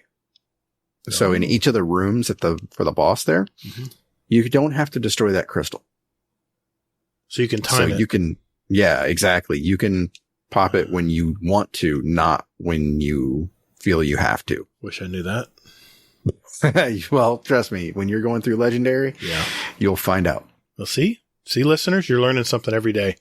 We're making your game experience better tonight. Okay, I have one more. I have a bunch more, but let's just leave it at this last one here. There's an activity on the Throne World again called the Reflections. This is fantastic, y'all. You want to talk about puzzle solving, little puzzle games, and they're not difficult, guys. They're not difficult. Don't get intimidated. There's a Reflections activity where you'll get a powerful gear every week, and it resets. But what it is basically is you're going back and rehashing some of the ghost stories. And some of them you're not rehashing, you're finding out about. And you'll actually get like pre-recorded stuff from Savathun after the campaign that will blow your mind. And I'm gonna leave you with this. Savathun mentions in this 2 truths and 2 lies, and my mind was blown. That was Bungie's way of saying, guess what? 2 of these things are coming true and 2 aren't. So I'm going to leave it. I think that's a good point to leave it right there. There's so much fun stuff to do, guys. Don't miss out. This is, pace yourself, take walks, touch grass, take your time and enjoy this great content that Bungie's put out. Anything else, Hazel? Anything else you want to mention before we move on? I can't think. No, not that I can think of. That's a good place to end it. That's yeah. 2 truths and 2 lies. I think that's going to be the title of this episode because it's fantastic. Oh my God.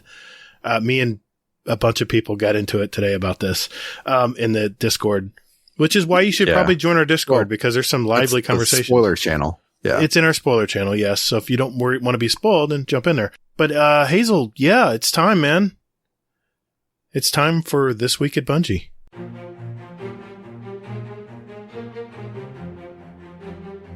Hey Guardians, just a quick reminder that we now have a Destiny 2 clan, and Hazel and I invite you to be a part of it. If you're looking to find a clan, that would be a great time to jump in and get to know some of these great gamers that you've heard on here. We're not hardcore or anything, so you don't have to worry about that. Enjoying what time you have for Destiny is all we ask. So, if you're looking for a clan out there, we have a permanent link in our Discord under the channel GDC Destiny 2 Clan, where you can find a link. Otherwise, look for Guardian Downcast Pod, and the link will be in the show notes of this podcast. Yeah, right below you there. So join us.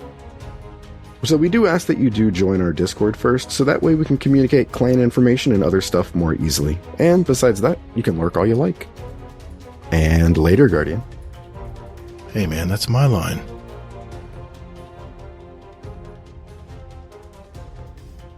All right, Hazel. First week of Season of the Risen. This week at Bungie, what do we got? This week at Bungie. This week at Bungie, we're taking a deep breath and are feeling very thankful to our community. So that's how it starts off. And then they go on to basically, this is from Hippie. And she goes on to basically just say that she's really proud of everything that the team has done when it comes to Witch Queen. And I'll be honest, I'm pretty damn thankful about that as well. Hell yeah. Hell to the yeah. Okay. Then they go on to Just a Taste. So with this, they go into some basically like a high level overview about all the shit that's in here. So it's PsyOps, battleground activity, it's Void 3.0. It's just a high level overview.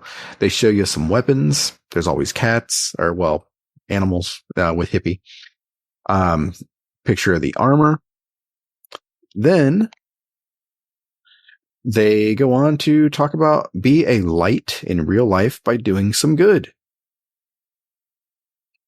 And with that, they're doing another basically fundraiser for this. And with it, it's I believe the first 48 hours are going to help, I think, the group, like the groups that are assisting the Ukraine right now for everything that's going on there. And that. So and that's going on, I want to say right now. I think that they're doing this, February 24th to March 1st. Yeah, and our condolences go out to everyone in the Ukraine area. I don't know what you could possibly be thinking right now with everything going on right now, but the world's watching. That's all I can say. Yeah, that's a crazy situation. I can't imagine personally, how they must feel. Yeah. I just don't even know what to say. It's just terrible. It is. But with Bungie doing this, they are, giving away things like the ships and all of that good stuff. So yeah, if you're wanting any of that, ornaments or not ornaments, I'm sorry. If you're wanting anything like that, the emblems and that, then definitely go ahead and check it out. Wow. Did you see this one thing? This one thing? $5,000 donation. First players from the community to tour Bungie's new studio when it's finished eventually. Yes. Studio tour for a 3-player fire team. Limited to the first 5 donors. Travel and lodging not included. Yep. Oh my God. That's very generous for them to even offer that. Yeah, it is. I'm going out that way. So I'm hoping that I can at least maybe, see at least the front door. Yeah, I hear you. That's the first time they've ever offered that, I believe. I don't think I've ever seen them offer that. That's I don't know. Probably sold out. I'm guessing. I don't know. I think that have they done that in the past? I've seen them do stuff like that before, okay. I believe. Good on them. That's awesome. Okay. Player support. Again, tons of issues, photo sensitivity warnings and notices, things to keep an eye on, things like that. If you're having headaches, things along those lines, right. Just, go ahead and, take a break. It's okay. The game's not going anywhere. So, they mentioned my Osteostriga tip after the completion of the Witch Queen campaign. All right. Well, at least they said it. There we go. The pre-order Osteostriga. Did I jump ahead again? I believe so. There's a bunch of crashers and stuff, but I thought you were going to just say those. Yeah. There's a bunch of stuff. Sorry, I was doing the Ghosts solo legendary. And did it my first time through. Wow. So. Wild podcast, ladies and gentlemen. Yes. Just want to keep the hard shit alive while podcasting. That's tough. So, yeah. I was supposed to play with Marcus B from Working Class Nerds, but I forgot that I had to download the update for PC. So, he plays on PC. That's right. Yeah. So shout out to Marcus. Sorry about that. We'll be talking to them soon. Yep. And I'm going to be playing with him. And he wants to do legendary campaigns, so I'm all about helping him with that. Very cool, man. That'd be fun. Yep. All right. And then aside from that, movies. Nice to see Lance Reddick actually get the emblem of the movie of the week too. I appreciate that. That's crazy. The art is fantastic. Oh wow, it is. Yep. And then just a note from Hippie saying thank you again from the bottom of our hearts. Until next week, get out there and crush some Hive for us. Nice. All right. Thank you, sir. First one in the can. This week at Bungie. All right. You know what, Hazel, before we leave tonight, man, why don't we do some community questions? What do you think? They're starting to, we can do that. They're starting to pile up, man. They're starting to pile up and get into some other channels. There's so many of them. So I think we'll knock some of those out. So I like it. Good. Let's do that.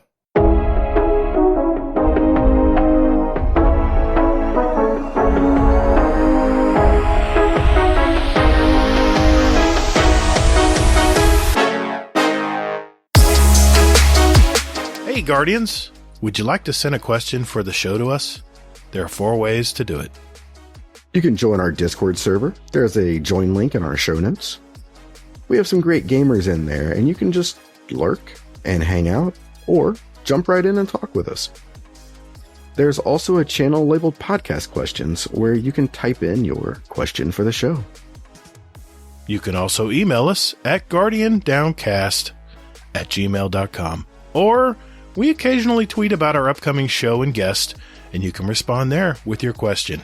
At Guardian_D_cast is our Twitter handle. Finally, you can send us a voicemail with your questions at speakpipe.com/guardiandowncast, all one word, and we'll play it on the show.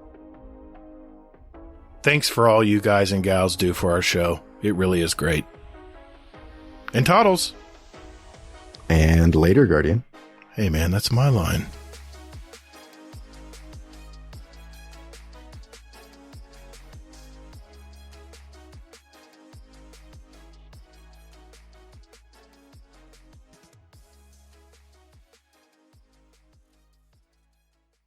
All right, ladies and gentlemen, it's that time of the week. This is where we get our questions from our community. And, we might have a question problem. We've got quite a few questions here, and we're going to... Deja vu. Yeah, we're going to pick a few tonight and see if we have some good answers. But we have a speak pipe from one of our Patron members, Mr. Arisen Phoenix, and let's see what he has to say. I'm going to play it right now. And I tried it on my PC and it didn't work out, so yeah, whatever. But Black Rifle Coffee Company.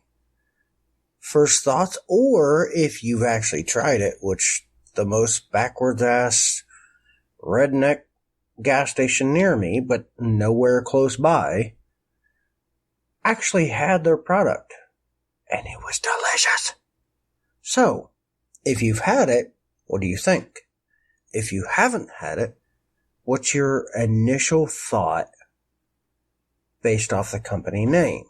Okay. Black Rifle Coffee Company.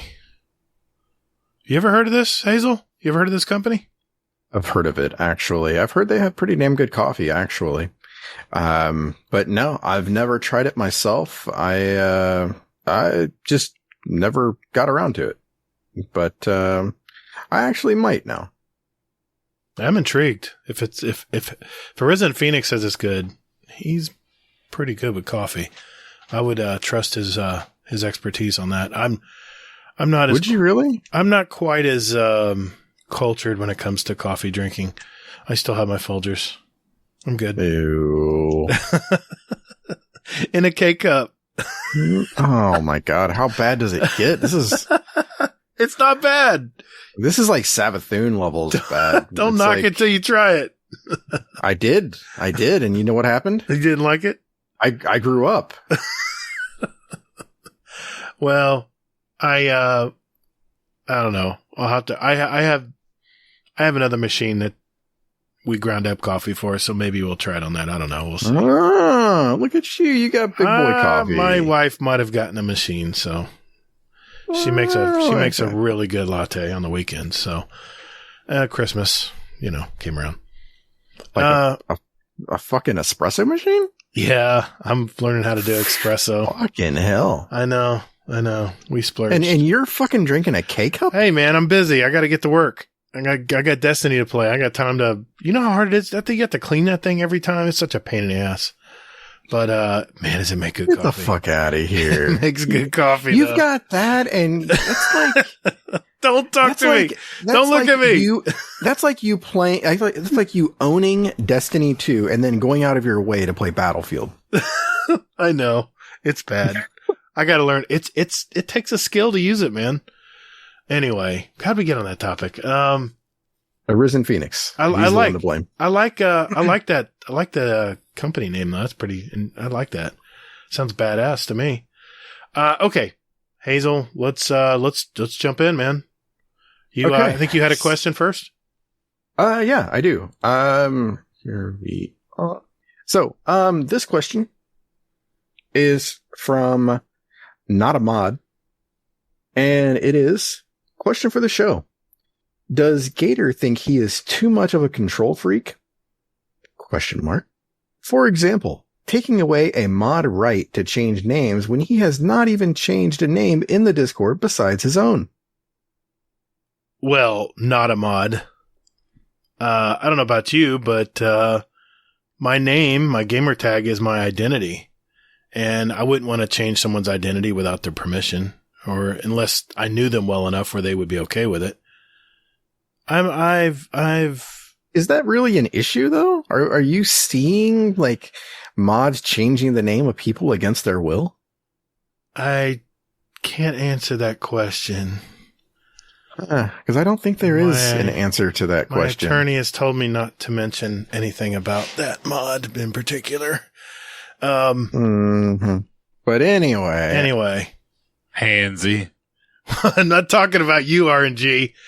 I'm the one that asked the question. What are you talking about? I'm not talking about you as a mod, and I knew it was a gamer stalking us. I knew it. Never changed anybody's name in the Discord. Never. I'm not talking. Mine. I'm not talking about you. But I have to admit, the names were pretty. The names were pretty ingenious. I have to admit, that's what I'm saying. I was entertained. It's like, come on now. Well, if the person's name getting changed, if they're okay with the name change, and of course they can just change it back, but I don't know. I'm not a control freak. I'm just extending the courtesy of letting people have the option if they want their name changed. And if they want it changed, they can do it themselves. I don't know. Man, I'm saying. I mean, it's part of the shenanigans and part of the fun. Okay. Let them play. I did. I gave the permission back. I know you did. I'm proud. We didn't have to browbeat you or ask an impromptu question like this right now. Well, like I said, I gave the mods the permission, and I'll just sit back and grab my popcorn and see if anybody gets offended by it. We'll see.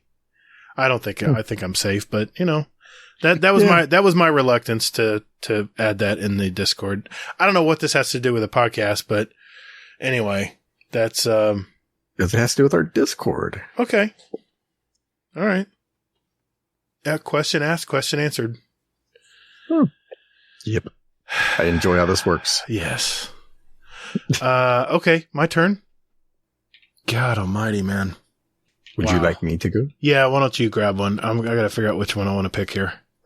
Okay. So, question from Databayo.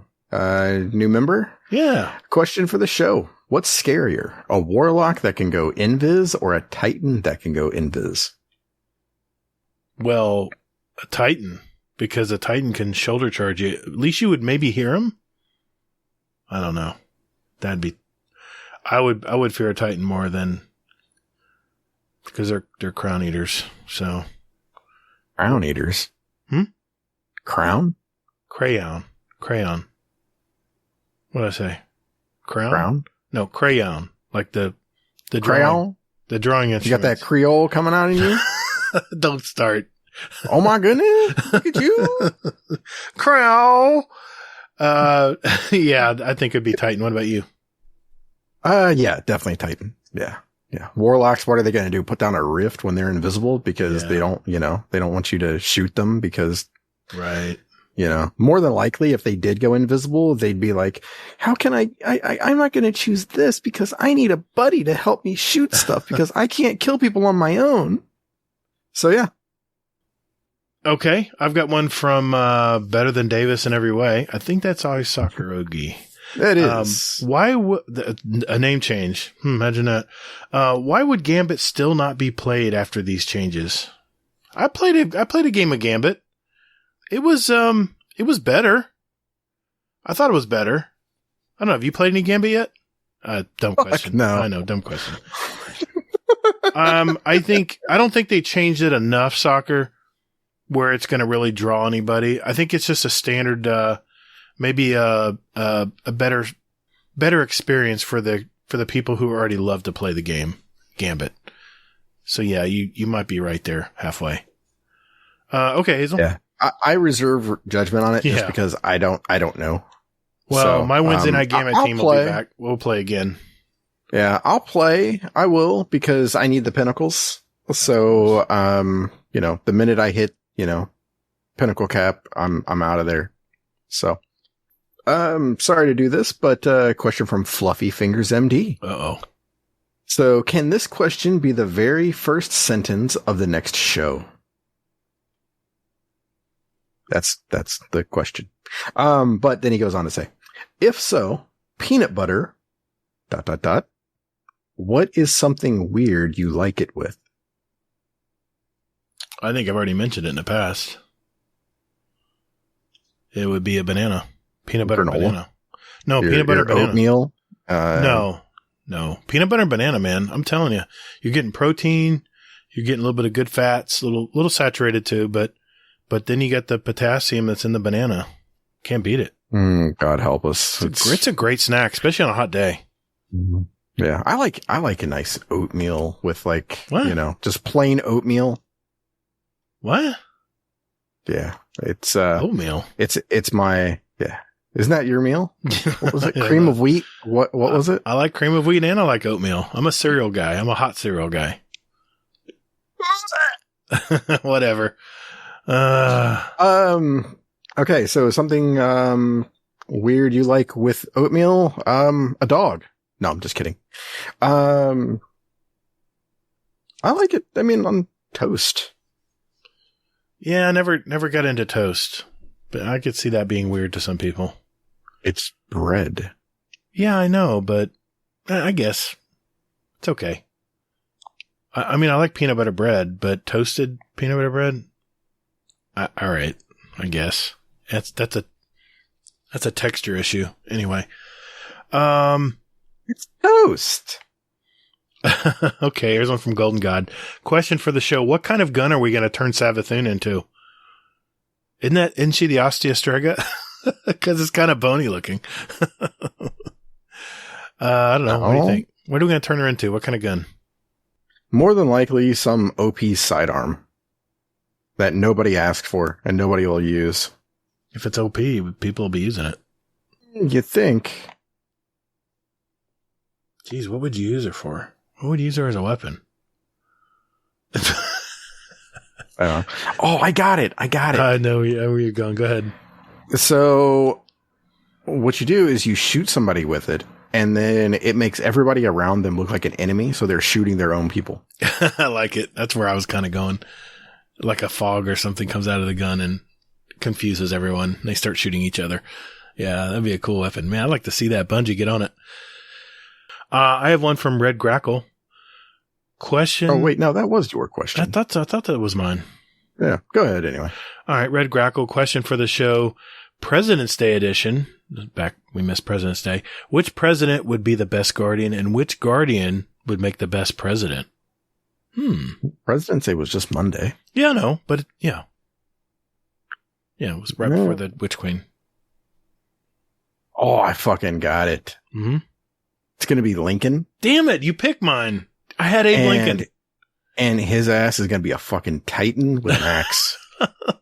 God, that would be awesome. It'd be like Abraham Lincoln Vampire Hunter, except, he's like everything hunter. And would you have a beard coming out of the bottom of his mask? Oh, yeah. It would be his mask. Just a beard he combs over, comes awesome. up. That's awesome. Oh, man, that was my answer. What guardian would be a good president? Oof. Well, I like the Zavala's cautious, but I'm afraid he might be too cautious. What do you think? Does Savathun count? I was just going to say, what's wrong with a woman being president? Probably have a better level head than some of these guys we have. Yeah. All right, we'll leave it at that. I don't want to get political. Wow. Yeah. All right. Hades, question for the show. Mm-hmm. Just curious, how do you guys prepare when you're told there's 90 mile per hour winds? And do you leave the house? Well, 90 mile an hour winds would be like a very weak hurricane, which is basically just a stormy day for us Floridians. I'd definitely leave the house. 90 mile an hour winds? Yeah, I'd leave the house. I mean, I'd go outside because I want to see. I want to see what's going on. I want to see the oak trees swirling around. And now if it gets into the triple digits, I might look out the window instead. What about you? Any 90 mile an hour winds in Ohio? It happens occasionally, and I don't fucking go anywhere. In that case, I'm no. No. If the wind is faster than I drive, no, I'm good. I have one from Chubby Wizard. I'm hesitant to read it. It's a long one, but I got to read it, man. It's a good question. Chubby Wizard 2.0 question for the show. Hang in there. This is a long one.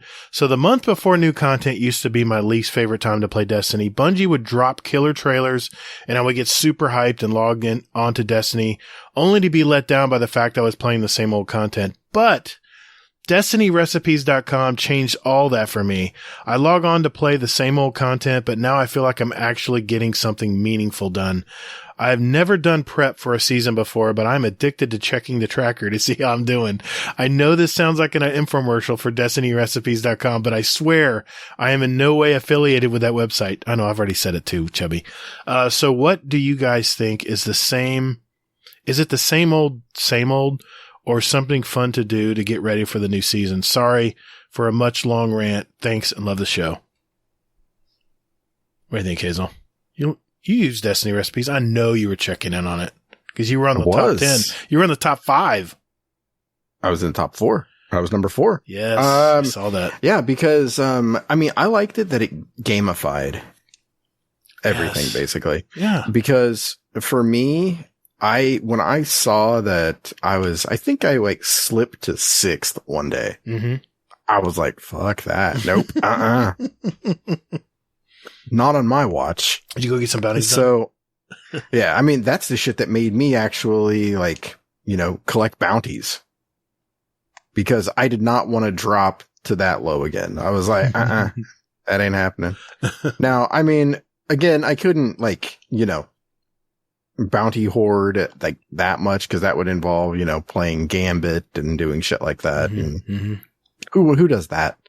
And doing strikes. So yeah, no. But yeah, it gamified it, so I just refused to. They just did a great job with it. I'm a very visual person, so I love seeing visual progress bars and stuff. That stuff just it hits all the dopamine bands in my brain. So I loved it. I don't know who thought of this, but it's really good. It's really cool. And now they get the power progression, which is not quite as good. You don't get a score or anything, but the power leveling tool is pretty cool too. It's more informative. It's not so much gamifying, but I turn it into a game, which makes the grind a little more fun for me anyway. Okay, let's go with this one. Another question from Databio. Mm-hmm. Using your least experienced class and least favorite subclass, Mm-hmm. who would win in a 1v1? I guess between us? No, I think if you like played your own like classes there. Like my worst class versus my best class? No, it's your least experienced versus your least favorite.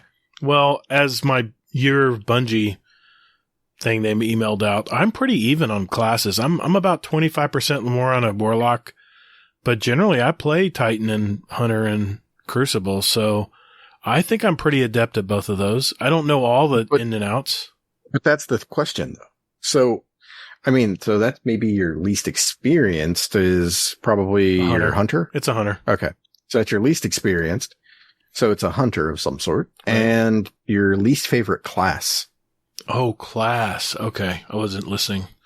Like subclass? Like, yep. Oh, it would be definitely Void. It used to be Void for Hunter because the grenades were all sucky and Tether just wasn't that great. I mean, for PvP, it wasn't very offensive. It was more defensive or you had to work with teammates for it to work out well for you. Yeah. I would definitely say Tether. Void Tether. I'm sure that's changed now that the new Void 3.0 is out, but based on the data that I have, because I haven't started my Hunter yet, I'm going to have to say that. What about you? I think mine would be Warlock versus probably Spectral Blades. I just never really use Spectral Blades. So. I like, if I'm using my Hunter, I use stuff that's a burst super, something that's going to shut down another super. So Spectral Blades is one I actually used. Well, no, I used the 1,000, was it Wave 1,000 Knives? What do they call that one? Wave 1,000 Cuts, yeah. Yeah, that's the one I used, sorry. Spectral Blades, yeah. It's not it can be a shutdown, but I've had a lot of Spectral Blades get shot, even though they're invisible in Crucible, so yeah, it's a good answer. It's probably different now, though. Who knows? I don't know. We'll see. I have a question from Mile High Magi. Question for the show. After a tangent from last week's show, while I was listening to last week's show, I had to pause it to excitedly text my wife that Gatr has a direct line to Matt freaking Heafy. I've been listening to Trivium since they were pretty much a new band, and I have seen them at least twice live. I'm a huge metalhead. Once I can change my Bungie name, I'll be changing it to Metagiles. Okay. And my wife is also a person who can't handle Screamo and thinks there should be a support group for metalheads, SOs. On to my question. What's the best concert you've been to and who is on your wish list? Back in 2015, some friends and I went to Chicago for an open air festival, and the two most memorable bands of the day were Meshuggah? Is that right? Meshuggah? And of course, Rammstein. My wish list currently includes Fear Factory, Spirit Box, and the top of my list, Periphery. I've heard of them. He sent me, I checked them out. He wanted me to check those out for my Spotify playlist. I have a couple songs in the possible show ads later. What do you think, Hazel? Best concert you've been to and what's on your wish list? So, my answer is not what you'd probably think it would be.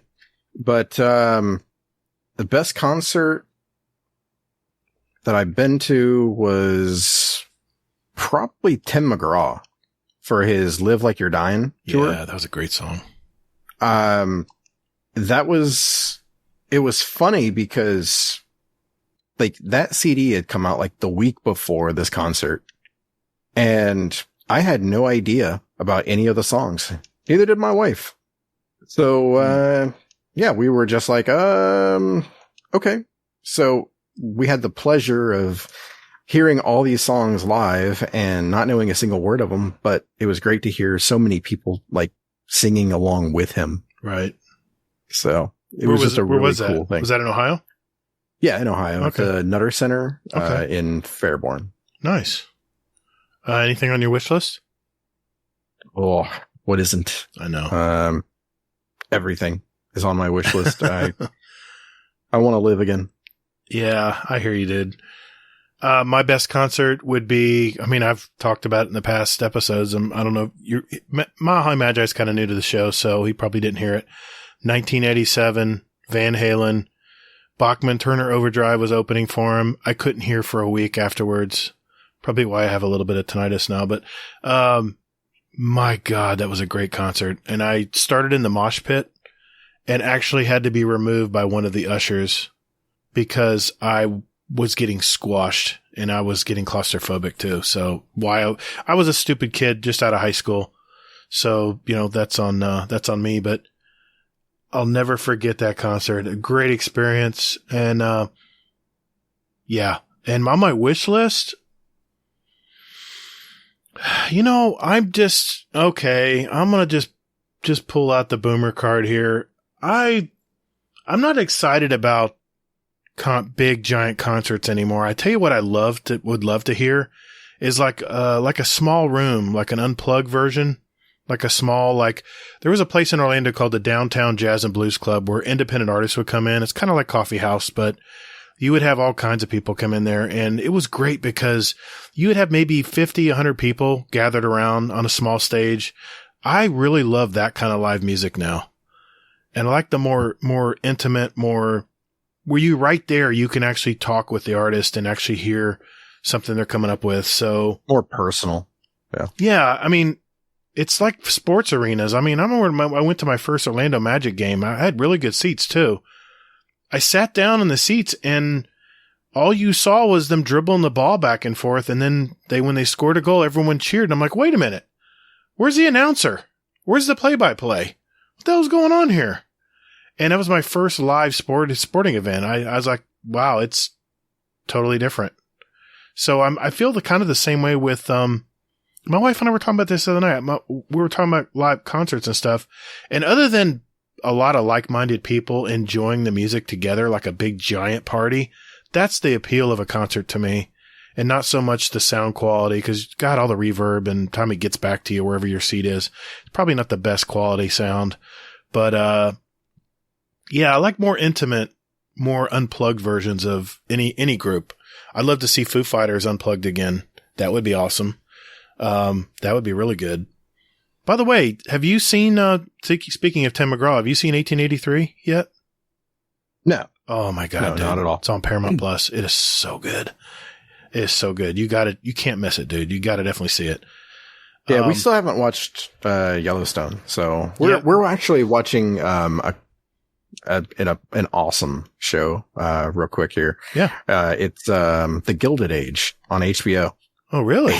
Oh, yeah. It's the precursor to, what's that show everyone loves? Downton Abbey? No, it's not a precursor. It's not? No. It's not a prequel? No. Oh. It's just written by the same guy who wrote that. And it's really good, huh? It's on my list. It is so good. It is just, it's so snarky and things like this. And like backhanded compliments. Like uppity. Gotcha. Yeah. Yeah. Yeah. It's super fun. Okay, cool. Personalities. I like that. And by the way, I'll try to get a selfie with Matt one of these days. I went to his wedding when he first got married to my cousin, Ashley. They have 2 twins now. Oh, well, they've had 2 twins for a while. Really good guy.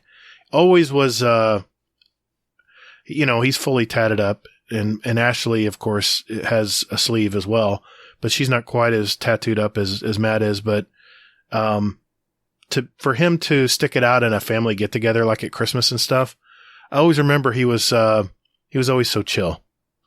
So, maybe one of these days, we have another family get together. I'll get a selfie with him, but, he's a really chill guy, really good guy. Haven't seen him in a while though. I'll be honest. I haven't seen him in a few years with, all the crap going on. Anyway. All right. How about one more each, Hazel? That sound good? Do we want to do one more each? Can we do 2 more? Two more each, but we have to finish on the one I talked about. Yeah. Okay. Yeah. All right. So go for it. All right. So, this one here is a quick one. I can get this one out and then we can do our other one. So, how How much nut can a hazelnut nut if a hazelnut could nut? Yeah, thanks, Vat Mitchie. Mitchie slaps. Yeah. Yes, exactly. AKA Big Titty Moth Mom Savathun. So. Speaking of name changes. Yes, and he changed his own. I'm like 99% sure there. Oh, okay. So, yeah. So, the answer to that would be, something I can't say here. So, Gatr would probably have to censor it. So, yeah. My other question here. Okay. My real question is from Golden God. And it is, what is a game that left you emotionally devastated? Gears 3, when Dom sacrificed himself, is just one of mine. Oh, that one, gutted me. Wow. God, it's, you know what? Gatr, you probably don't have It's so funny. I played so many games in my youth and I can't remember a lot of them. It's just a big wash of, I mean, you only played, I don't know if you've ever played a game that, actually had like emotional stakes to it. I thought Medieval, when I played Medieval a long time ago, that had a pretty sad ending. That was a pretty good game. But yeah, I mean, I got into shooters so early, man. My son got me off of one player games and adventure games, and I went right into shooters. And let's face it, those campaigns aren't the greatest. Yeah, maybe Modern Warfare 2's campaign. Yeah, that was pretty good. Oh, pretty. Yeah, that was pretty tough. With Ghost. Yeah. Oh man. Yeah. Yeah, that was I could see that. I'll accept that. Yeah. I'll accept that. I'll put that one in the hat. All right. Mm-hmm. What about you? Or like Modern Warfare 3 or was it 3 when Soap died? Or was it 2 when Soap died? Yeah. Fucking, I can't believe that. That shit pissed me off. That airport scene. Oof. Yeah. I mean, it's a video game. Yeah, I know. My answer is, it's got to be Spec Ops: The Line. The ending of that. Remember that game? Oh man. Technically it was a mess.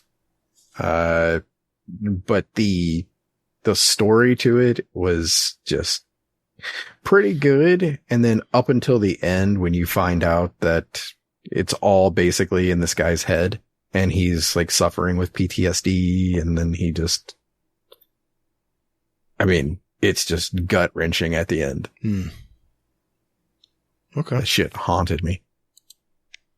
I've got another quick one here, like you had one with Mitchie. Hades, wear pod. It's right here, man. We're doing it. We're doing it. So in your ear hole, man. Come on. Wear pod. Jeez. Okay. I had one here from, Von Hammerbane. Question for the show. You and your fire team are the first to enter Savathun's throne world. Who from the current Guardian roster are you taking? I would choose myself, Shax, and Saint 14. Time to bang some knuckles. Who you taking? Hazel? I always feel bad for Knuckles. I don't know who he pissed off, but shit. I set that one up, didn't I? Oh, jeez. Well, Von Hammerbane did, actually. Yeah. Who do I pick? Mm-hmm.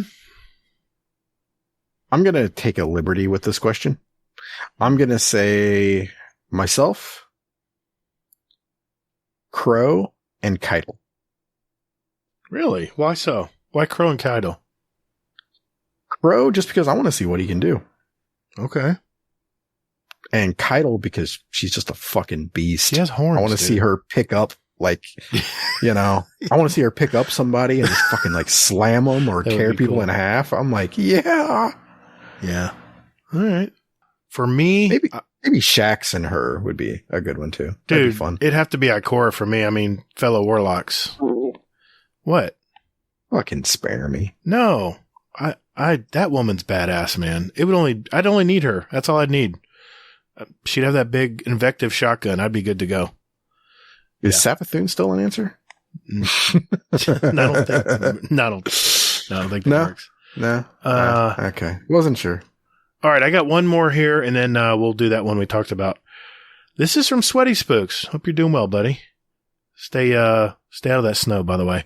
A question for the guest and show. Is there a phrase or something that you say that is unique to your local area that most people wouldn't understand? This could be even slang. For example, wash is a term we understand, came from our grandparents' childhood, meaning wash. Sink was also pronounced zinc. Oh, I didn't know that. Fun fact. You got any isms, Hazel? No. It's Ohio, right? I mean, yeah. We're like the call center capital of the world because we don't have like an accent or some shit. So, well, apparently for me, it's crayon. All right, that's a good way to end it. We have one more here, and this almost started a little Discord battle, and it is from one of our clanmates and joins us in our scrims. I'm just looking at all the comments on this. Okay. What is the best pop and why is it Barks root beer? Guess I'm asking you first. Okay. The best pop. So, it is Barks. You're right. Completely. I mean, what else is there? Well, the best pop is Tears for Fears if you're talking music. The best soda is going to be Frosty root beer. That's the OG, what man. What the hell is fucking Frosty? Look it up. It is the OG, came in a glass bottle. Can you still buy it? Yes. You can still buy Frosty. But that's what I grew up on, man. Root beer floats? Come on, dude. Man. And we use soda. Root beer is a soda. It's not a pop. I don't know what the hell a pop is. That's just music that I listen to sometimes. All right. I think we put that to bed. Oh. What? So where do you buy Frosty? At the supermarket. You might have to buy it online now. Don't you fucking give me that. Then that's a no. But it's still made. They still make it. They still make it. It's more of a specialty soda now. But man, it was the greatest soda back in its time. Are you sure this is just like some shit from your childhood that you're like, no, Frosty, fond memory of? Frosty, you could actually get it out of a machine, chilled in the bottle. You could. Past tense. Well, he said the best soda, so that's the best soda. It has to be still being made. I don't think he never said that. You can't say that it's some shit that they don't make no more. And he says, "What soda? I only know about pop." Frosty root beer. Yeah, Google it. It's one of the top root beers in the world, man. In the world. It is. Yes. I'll Google along with you here. All right. Produced in 1939. Yes. Do they still make Frosty root beer? Yeah, it's right now. You can go to the Soda Emporium, Louisiana Pantry. The beverage is direct. It's $33.94 for 12-ounce bottles. Fuck off, man. It's the best. You asked for the best. There's your best. Fuck off. Frosty root beer. It is. No root beer is worth $30, man. It is when it tastes that good. Unless you've had one, don't talk. Yeah. So you're hiding behind that. When's the last time you had one? Would you pay $30? I've had one. It's been a while since I've had one, but it doesn't matter. I can still taste it. I had it when I was 80 something. 80 something. But I can still taste it. It was that good. And it was none of this crap where it's watered down. It was frothy, man. That froth on that glass would last a long time. It wouldn't be dissipated in seconds. So, yeah. That glass? What are you talking about, man? Was it in a mug or a bottle? Well, you had it in a bottle and you poured it into a mug and it frothed up like real root beer should. Don't give me Barks. Barks? That's made by Coke, isn't it? Coke makes that? That's a Coke product, isn't it? Or is Barks Pepsi? One of the big guys own it. They've ruined that root beer, man. It used to be a don't you good root beer. even start, It used to man. be a root beer. Don't I don't know you what you call it even- now. All right. We're gonna have to agree to disagree. Ending this because I'm Yes. gonna just You're going to fucking lose go it. off. Okay. So, and Help. it's Coke, by the way. What? No. Coca-Cola owns it. Okay, that's what I thought. Yeah. I'm Yeah. telling And you, man. nobody owns Frosty because nobody wants to pay $30 Well, for... if you want the best, you pay for the best. There we go. I am shaking my head right now like, you are so full of shit, Mr. man. Fudd, save us in this. Guardian Downcast. Guardian Downcast. Yeah, Guardian Downcast. This is an intro.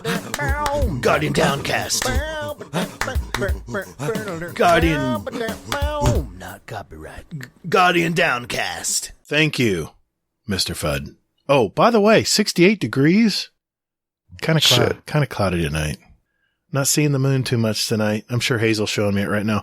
Okay. You're just number one. Okay, as usual. Briggs and I are telling you you're number one. Of course I'm number one. This is our final segment, folks. This is where we pick our songs for our award-winning Guardian Downcast show playlist. Just a little sample of what the two of us like to listen to, and we invite you to listen to it as well. Just search for Guardian Downcast show playlist. It's on Spotify and iTunes. We have the links in our show notes, so take a look at those if you see a few songs you might want to add to your own collection.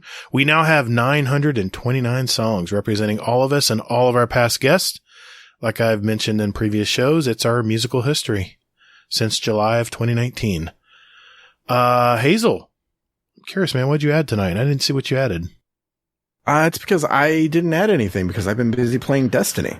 So, yeah, I don't have any songs this week. That's a soundbite. Do you want to grab a couple real quick, or are you good? No, I'm good. Oh, I'm good. You're good. Wow, this is a first. No songs. I'm too busy. I'm playing Destiny. All right, I got you. I can't disagree, man. But I did spend a little extra time, and I'm really excited about my first pick tonight. These two musicians are my favorite band of the 80s. They broke up thereafter, which hurt my heart, to be honest. And they did not speak to each other for nearly 10 years. That's how bad a breakup it was. They have come back together. They've created a brand new album, the first one in over 17 years, which, I believe was hinted about on one of their interviews. It's about, when they wrote these songs together, and they wrote these together, by the way, it's about, one of the singer's wife had cancer and subsequently died. And it's kind of a sad album, but I'm so glad that these two are back. It's my boys from Bath, UK. They're back at it again. It's Kurt Smith and Roland Orzabal from the band Tears for Fears. And it's their brand new album that just dropped today called Tipping Point. And that's the song. It's the title track to their album, 2022 album, just dropped today. And it's a pretty good sound. They're a little, I gotta admit, this album's a little soft than what I'm used to hearing from Tears for Fears, but I give them a pass because they're just fantastic songwriters. So, yeah, it's my first one. My second song, there was a new song in my Release Radar playlist by AWOL Nation, and it was based on a classic Scorpion song called Winds of Change. It was okay, but it didn't really pull out the original greatness of that song. So I chose the original, Winds of Change, from the German classic rock band The Scorpions, and it's from their 1990 album Crazy World. Man, this song brings me back. I feel so old. Anyway, that's it, guys. A couple of announcements here before we go. Hazel probably don't want to mention anything about scrims, right? Because we're going to be busy. Yeah. No scrims until after the raid launches. So that's what I figured. We're in raid mode right now, guys. We're in prep for raid. So, and we're going to talk to Mr. Mohafo next week about raid prep, all the things he's done. And of course, we're going to hear his story. It's going to be awesome. Great show. I just hope he can stay up for it. I got to admit, I'm a little ashamed, but I did not finish my 30-day competitive playlist challenge. I know. I feel like a failure. It just caught up, all the prep, getting ready for Witch Queen, there's no excuse. The season was very long. I thought I had time, and I ran out of time. So I'm sorry. I'm sorry to all those who were following along, and I'll make it up to you. I think I have an idea of what I'm going to do, but keep an eye out on the YouTube channel. I'll have something for you guys that were following that. And I think someone had alluded to maybe a new wager idea. Hazel, did you hear about this from Sweaty Spooks? Yeah, it's actually one of our podcast questions. Well, can you answer it? Sweaty Spooks. Okay. Well, because, man, I thought we would, segue to it now. See? Wow. Professional. Semi-professional. Yeah. Yeah. Yeah. Okay. Yeah. Hey, All right. watch out now. Watch out now. Uh-huh. All right. So, Sweaty Spooks threw out a question here.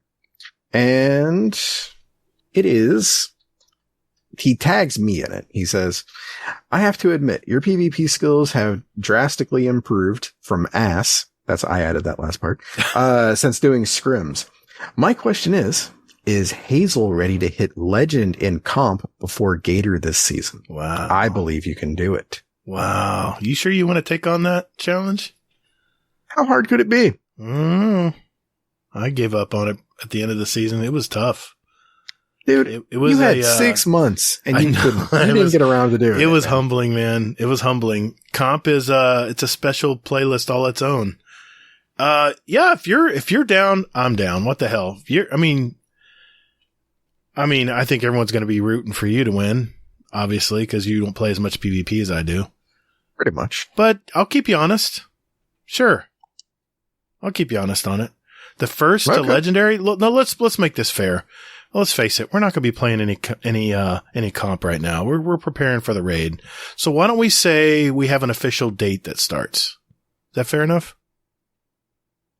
Cool, but this season's 90 days long. Yeah. I'm just saying, let's wait until the day one raid is over and we got that behind us. And then we have why don't we say the reset after the day one raid, which is only in a couple weeks.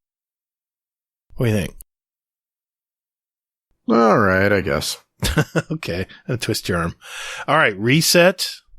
So everyone hears reset after the first day of the raid. That's when it'll start. And we'll see who gets to legend first. I'll be honest, I'm not going to be killing it. I'll do this. I'll do a steady flow of games. But competitive will, you think the legendary campaign was kind of frustrating at points? Comp is tough, man. Comp can be frustrating. And it's it can get toxic too. So keep that in mind. You've done it before. You got your recluse and all that. You've been through this. Yeah. All right. I'm down. I'm down for it. So that'll be our bet for this season, right? First to legend. Man, that's going to put a fire under my ass. Okay. All right. I'm shaking. Virtual handshake. I'm in. I thought you meant you were shaking because you're scared. Yeah. God damn, I wish I had my soundboard right now. Okay. Fair enough. I just want to give a quick thank you to all our Patron members out there. You know who you are out there.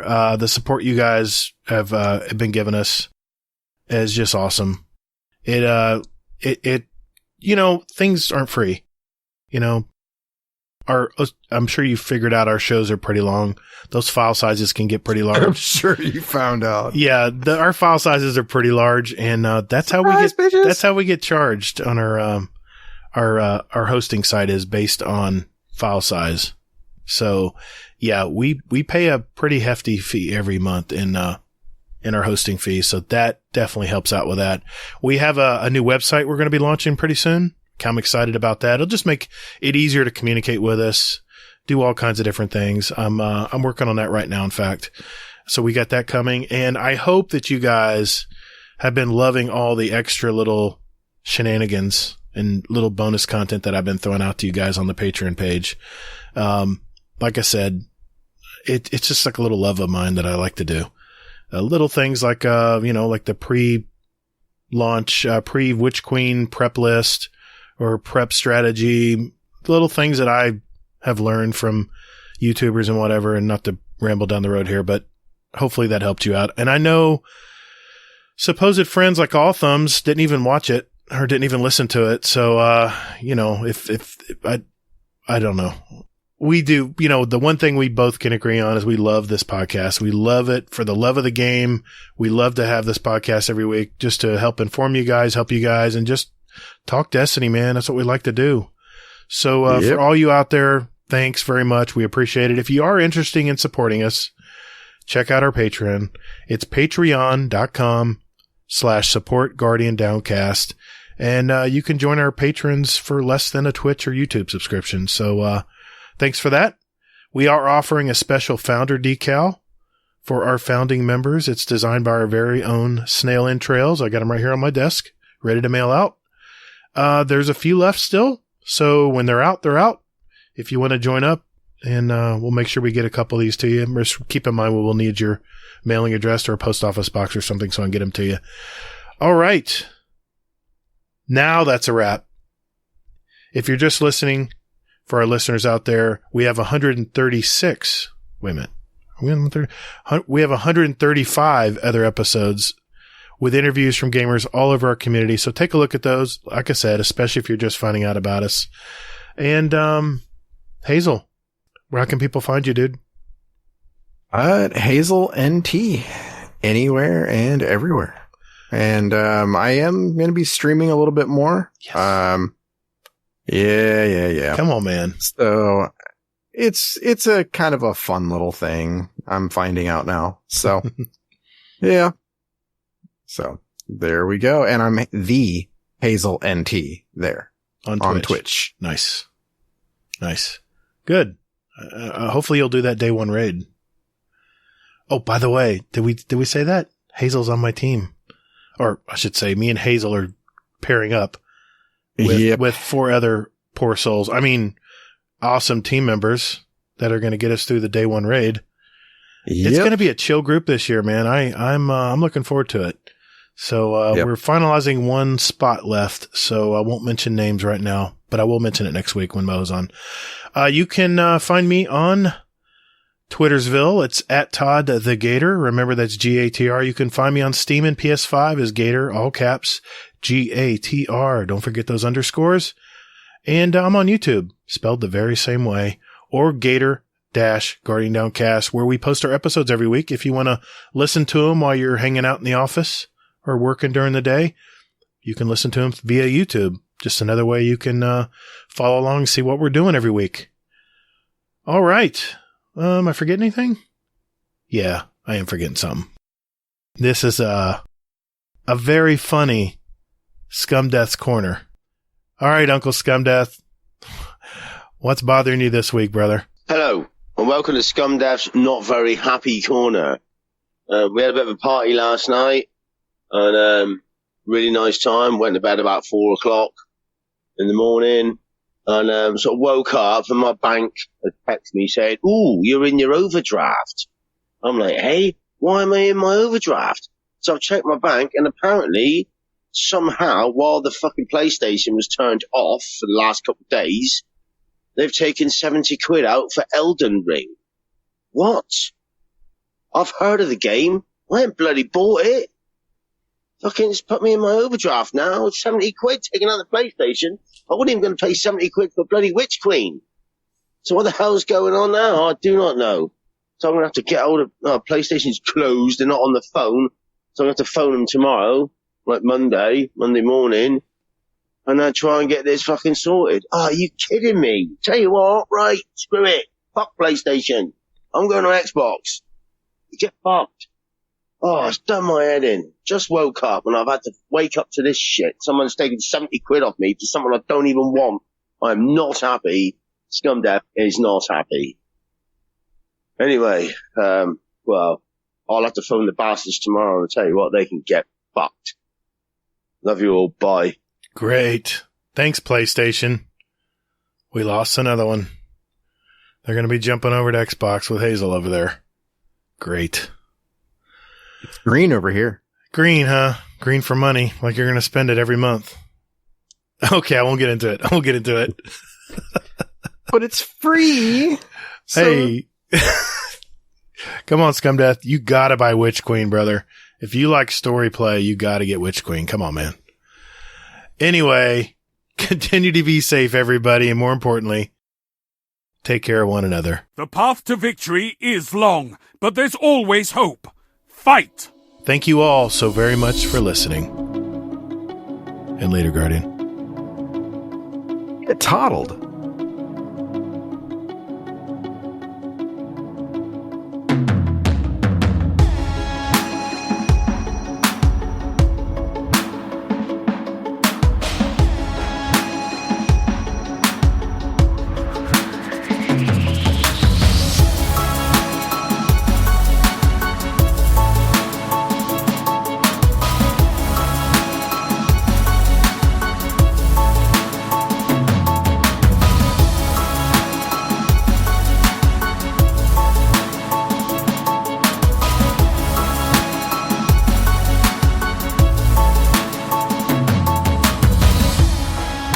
It's fun. I ain't died yet. I ain't had to restart or anything. I've beat it first time every time. Yeah. Graviton Lance for the win, baby. Yeah. I used it. I can It was peg the fun. piss out of them. Yeah, it was fun. I used that. I used the nanite pulse rifle. Outbreak. Perfected. That works really good for ad control. And on bosses. Yeah. And on bosses. Yeah, I've heard that was supposed to be pretty good. I haven't tested it though. I used, because pulse rifles got a 40% buff and then 10% for any kinetics. So I tried the No Time to Explain, did pretty good. I tried the Bad Juju, it was pretty good. But the Outbreak Perfected, wow, that thing was I can see damage. that, and Graviton Lance being pretty nice. Yeah, I tried Graviton Lance too. It did its job. It did a pretty good job. It just that Outbreak Perfected just feels so good, man. 450. Well, I mean, RPM. do you have the catalyst? Yeah. Oh yeah. Got all that. For the Okay. Graviton? Yeah. I don't, but I'm completing it by doing this. Yeah. Yeah, it was fun. And Okay, yeah, because I was going to say the catalyst will help out a lot with that, with outbreak. So. Yeah, makes those nanites real aggressive.